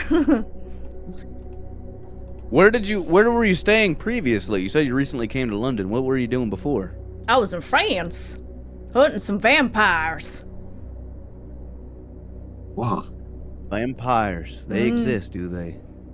What? Oh, Come on, boy, you must know there's vampires out there. I mean, you always hear the legends and the stories, but I mean, the stuff I've seen is similar, but not quite as deadly as I reckon a vampire would be. Actually, I might have a book on this subject. Give me a moment, please. There's a picture on the Discord, guys, if you want to see what Van Helsing looks like. Oh! holy! Oh, it's Van Helsing, the Anthony Hopkins. Anthony Hopkins. He looks like Let's that, go. except a lot more grey-skinned. Sure. He rolled a 19, so he heads over to a bookshelf and has a look through the books, and he's like, yeah, here it is, and pulls out a massive book and slams it down the table, and when he slams it down, all this dust just goes off of it, and he's flicking through it. Oh, sorry. Yeah, I should have blown the dust off it. Let me see. Werebears, werepigs. Oh, here we go. Werewolves. Let me see. Werepigs? Yeah, all kinds of were stuff. You never seen a werebear, werepig? You don't want to see them. No. So he flicks through, and let me see what he finds information-wise. So it tells you about how they are susceptible to silver. So normal weapons do hurt them. However, they are quite sturdy beasts because of the kind of like the infection. And if they go into frenzy, it can be really dangerous to deal with them. So to get rid of them quickly, he suggests silver weapons. It doesn't have to be entirely silver; it can be silver tipped even, if you can get that done. So he's having a wee read through the book, and he reads a chapter to you about Deadly Nightshade, which the Saluna sisters have already told you a little bit about, which is a plant. I was going to mention that. Yeah, which is a plant that helps fight the infection. It is a herb that can be quite commonly found. You know, it's not too difficult to find. Lethal in regular ingestion, or like if it's applied onto wounds. However, it fights infections because it helps with multiplication of white blood cells. So this guy, Dr. Van Helsing, has studied, all of this kind of stuff throughout his years, and he tells you about how the actual deadly nightshade fights against the lycanth. Is it lycanthrancy? Lycanthropy. Yeah, the infection. And essentially says to you to stock up on it if you can get it somewhere. That's all he's able to tell you from the book, unfortunately. Fine. We have to go to the woods once again to get some nightshade. Yep, you'll find it. Yeah, we get some free time. Find it plentiful in the woods. Regarding this silver tipped, didn't the blacksmith said something like that? He would love to do that, silver tipped, if he gets his hands on silver. He was looking for something called liquid silver. Yes. Liquid silver, and yeah, he said that he wanted to work on a. I don't know if that was an object he was wanting, but he wasn't in desperate need of just silver in general for a project he was working on. Yeah, he said he was experimenting with something, and silver was involved. Yeah. That's why I'm thinking we might want to get us a good, like a lockbox or just a hefty amount of silver. I think would be very beneficial. Yeah, I think. And we could also strike at this mayor guy when we steal the silver. Oh, what do you mean, strike at him? I mean, yeah, how you call that if you when you do something and the other one don't really like it, and there's also benefits for yourself.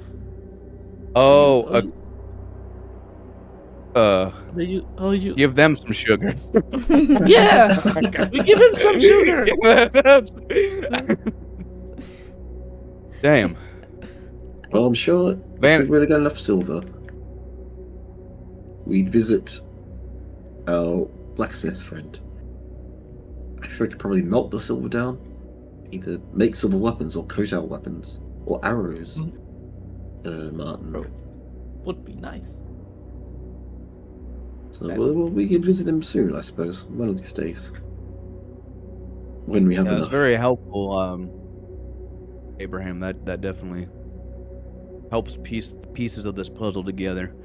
I will share with you, because I don't know if you noticed this, Doctor, but we also ran into some dogs that turn into werewolves as well. That was our first encounter with them, and it seemed to be Le Sangre Rouge, that red ship on the dock that arrived a few weeks ago, had this pulsating red light washed over us.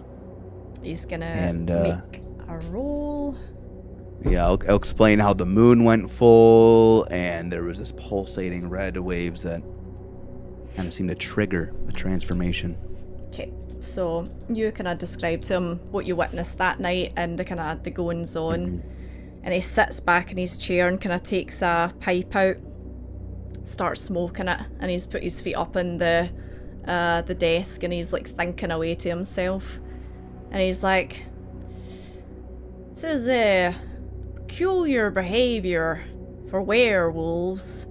I mean, they're pack animals, you know. They work together, but their purpose, I suppose, is normally just to hunt and kill, but this is organized. This is intelligence-based. Especially these disappearances. I mean, werewolves don't do that. They don't kidnap. They kill. They're more feral. Yeah, this is maybe something more intelligent behind this. He's gonna make another roll. That makes this more threatening. So not 20. Whoa! Was it skull dice or lavender, or which one? Skull dice.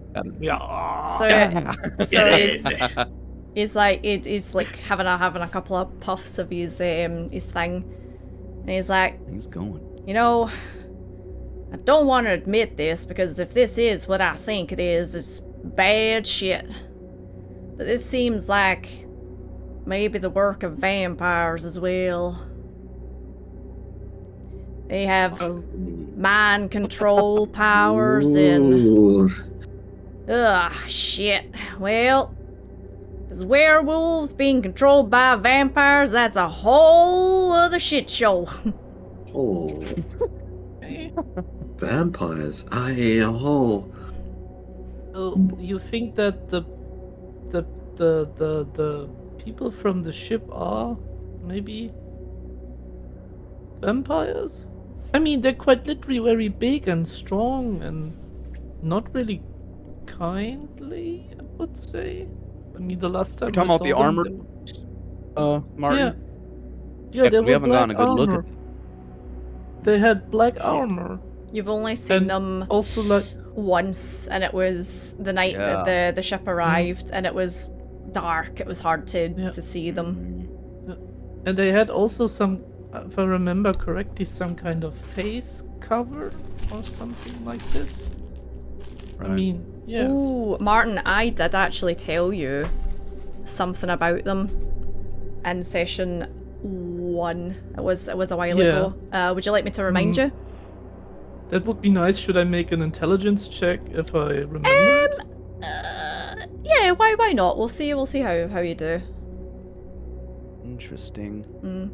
Because Martin was there when the ship landed, and he stayed there for a little bit and kind of observed them. Oh, 21. yes. Yeah, so you remember that as you were observing them, when they were communicating with each other, it wasn't like I try to think. It's not like kind of humanoidy the way that they communicated with each other. It was more like they were bumping into each other and kind of like, you know, thrusting their heads together, like kind of hitting their heads together, swiping at each other.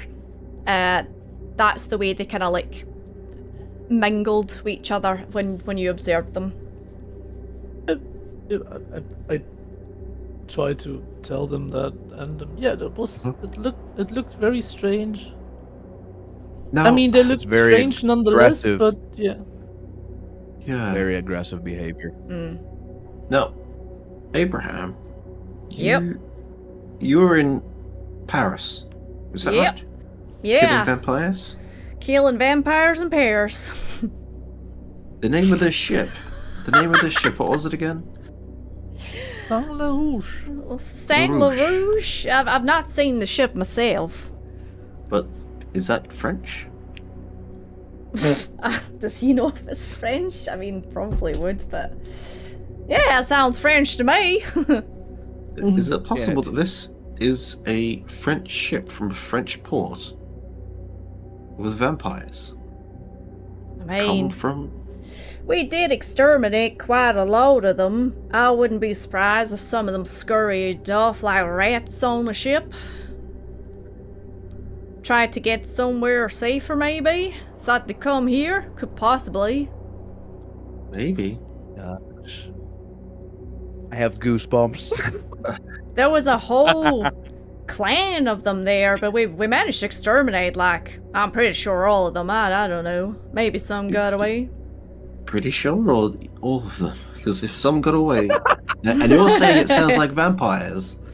I mean, Are we? let's. What do you know about vampires, boys? You can all make an intelligence roll. Okay, we'll see. I'm not too hopeful. Oh, nothing. My name is Jon Snow. The stuff I'll tell him is that the stuff that the Whispering Pines dealt with was very, very local to Appalachia. Serapha, nah, you're not too familiar, Martin. Let's see. You say which one is this, Scotty? Intelligence. Intelligence? Okay. Yeah.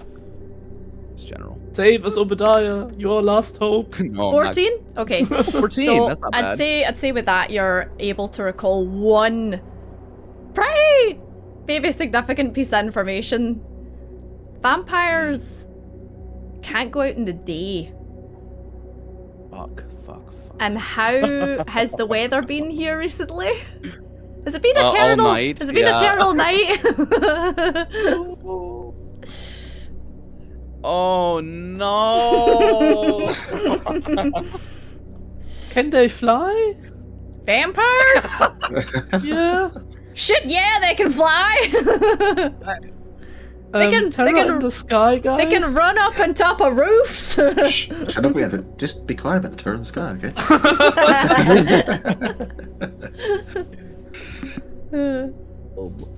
So, But how do you kill those things? Stake through the heart. Cut off its head and burn its body. Did they have their heart where a normal human have their heart? Or is Yeah. it like... I mean, most vampires are, people that have been turned. They're called spawn. But normally there's like a head vampire, one that controls all the little vamplins. Okay. So... The little ones, yeah, I understand. The vamplins. Yeah. Oh shit!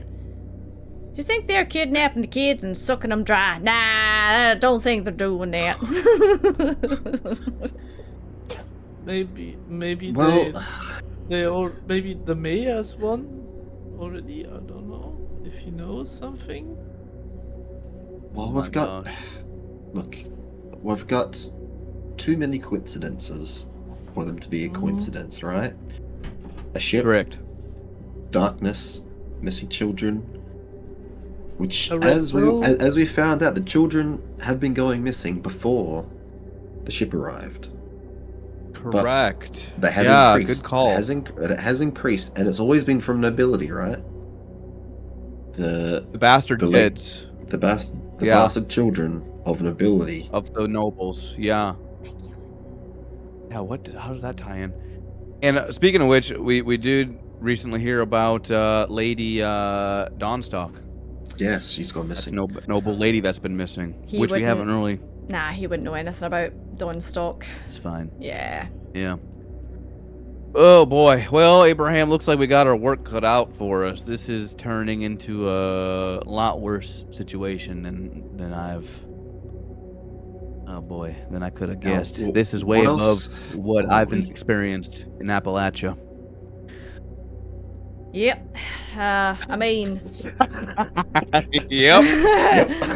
Yep.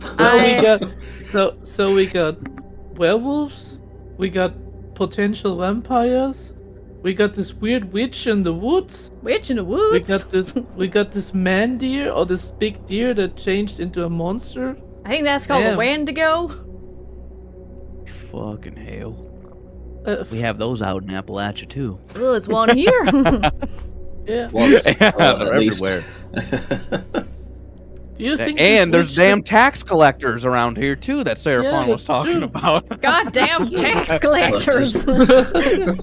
Spitting on his bucket. Do you think that witch has something? Maybe she's cooperating with the vampires. I mean, evil creatures sometimes, team up. It's not unheard of. Oh yeah. You make a Birds of a bargain. feather flock together. She did, from what I saw, she did seem quite chaotic in nature, very wild. I mean, she was nude after all. Oh.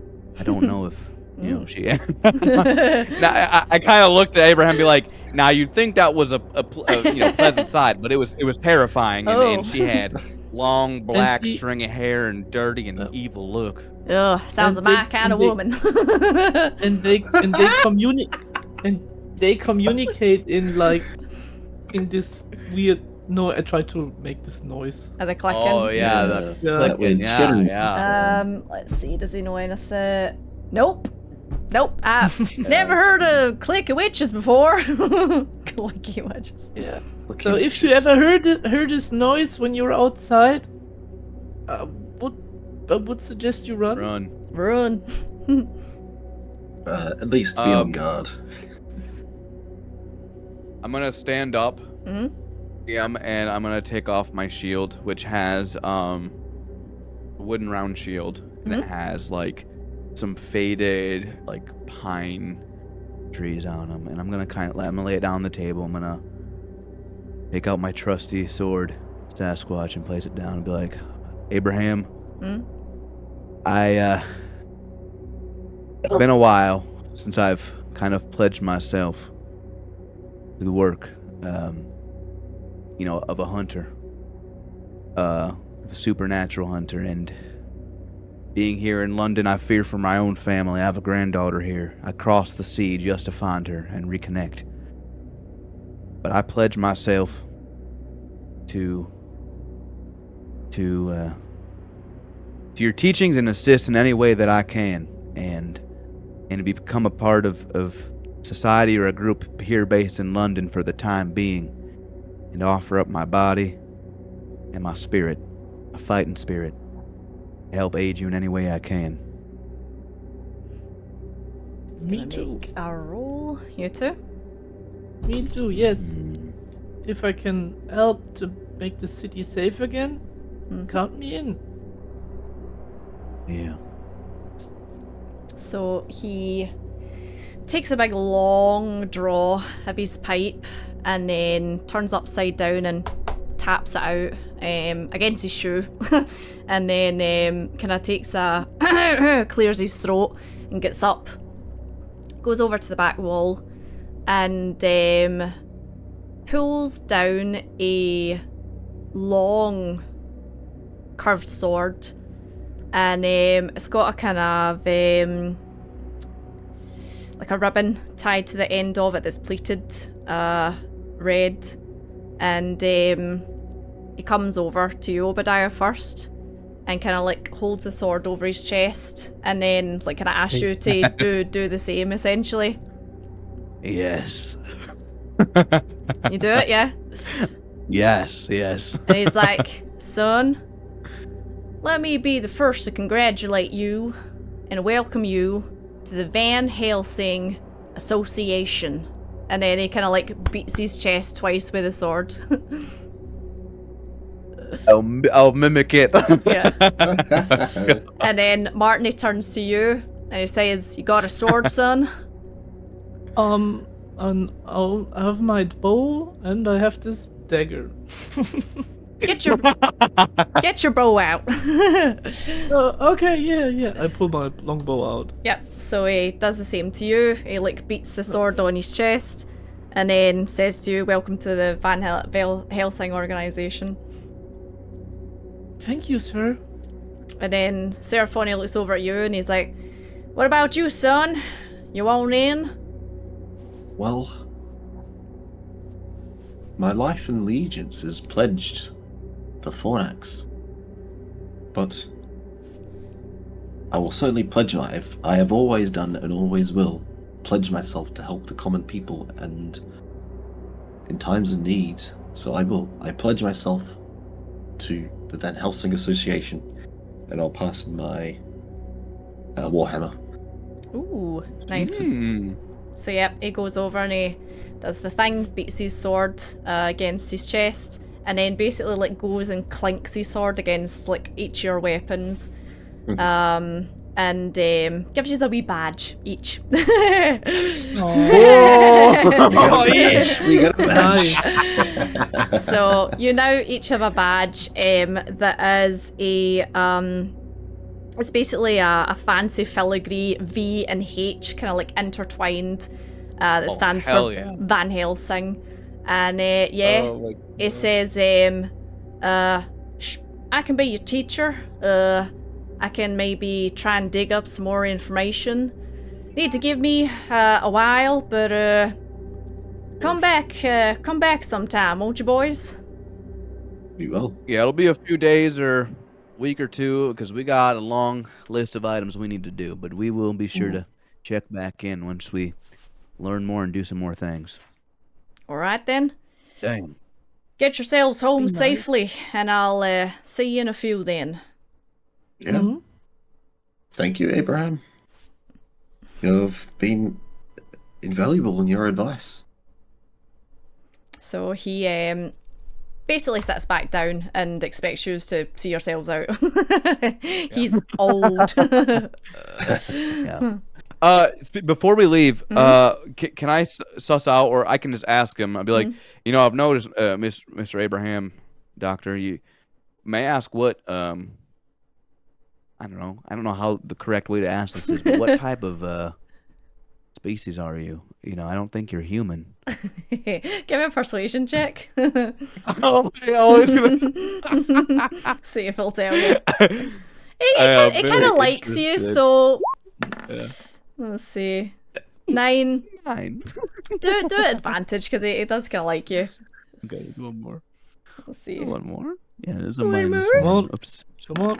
Come on. Oh, it's gonna be a miss. He kind of like winks at you, and he's like, "Let's just say I've been around for a long, long time." Damn.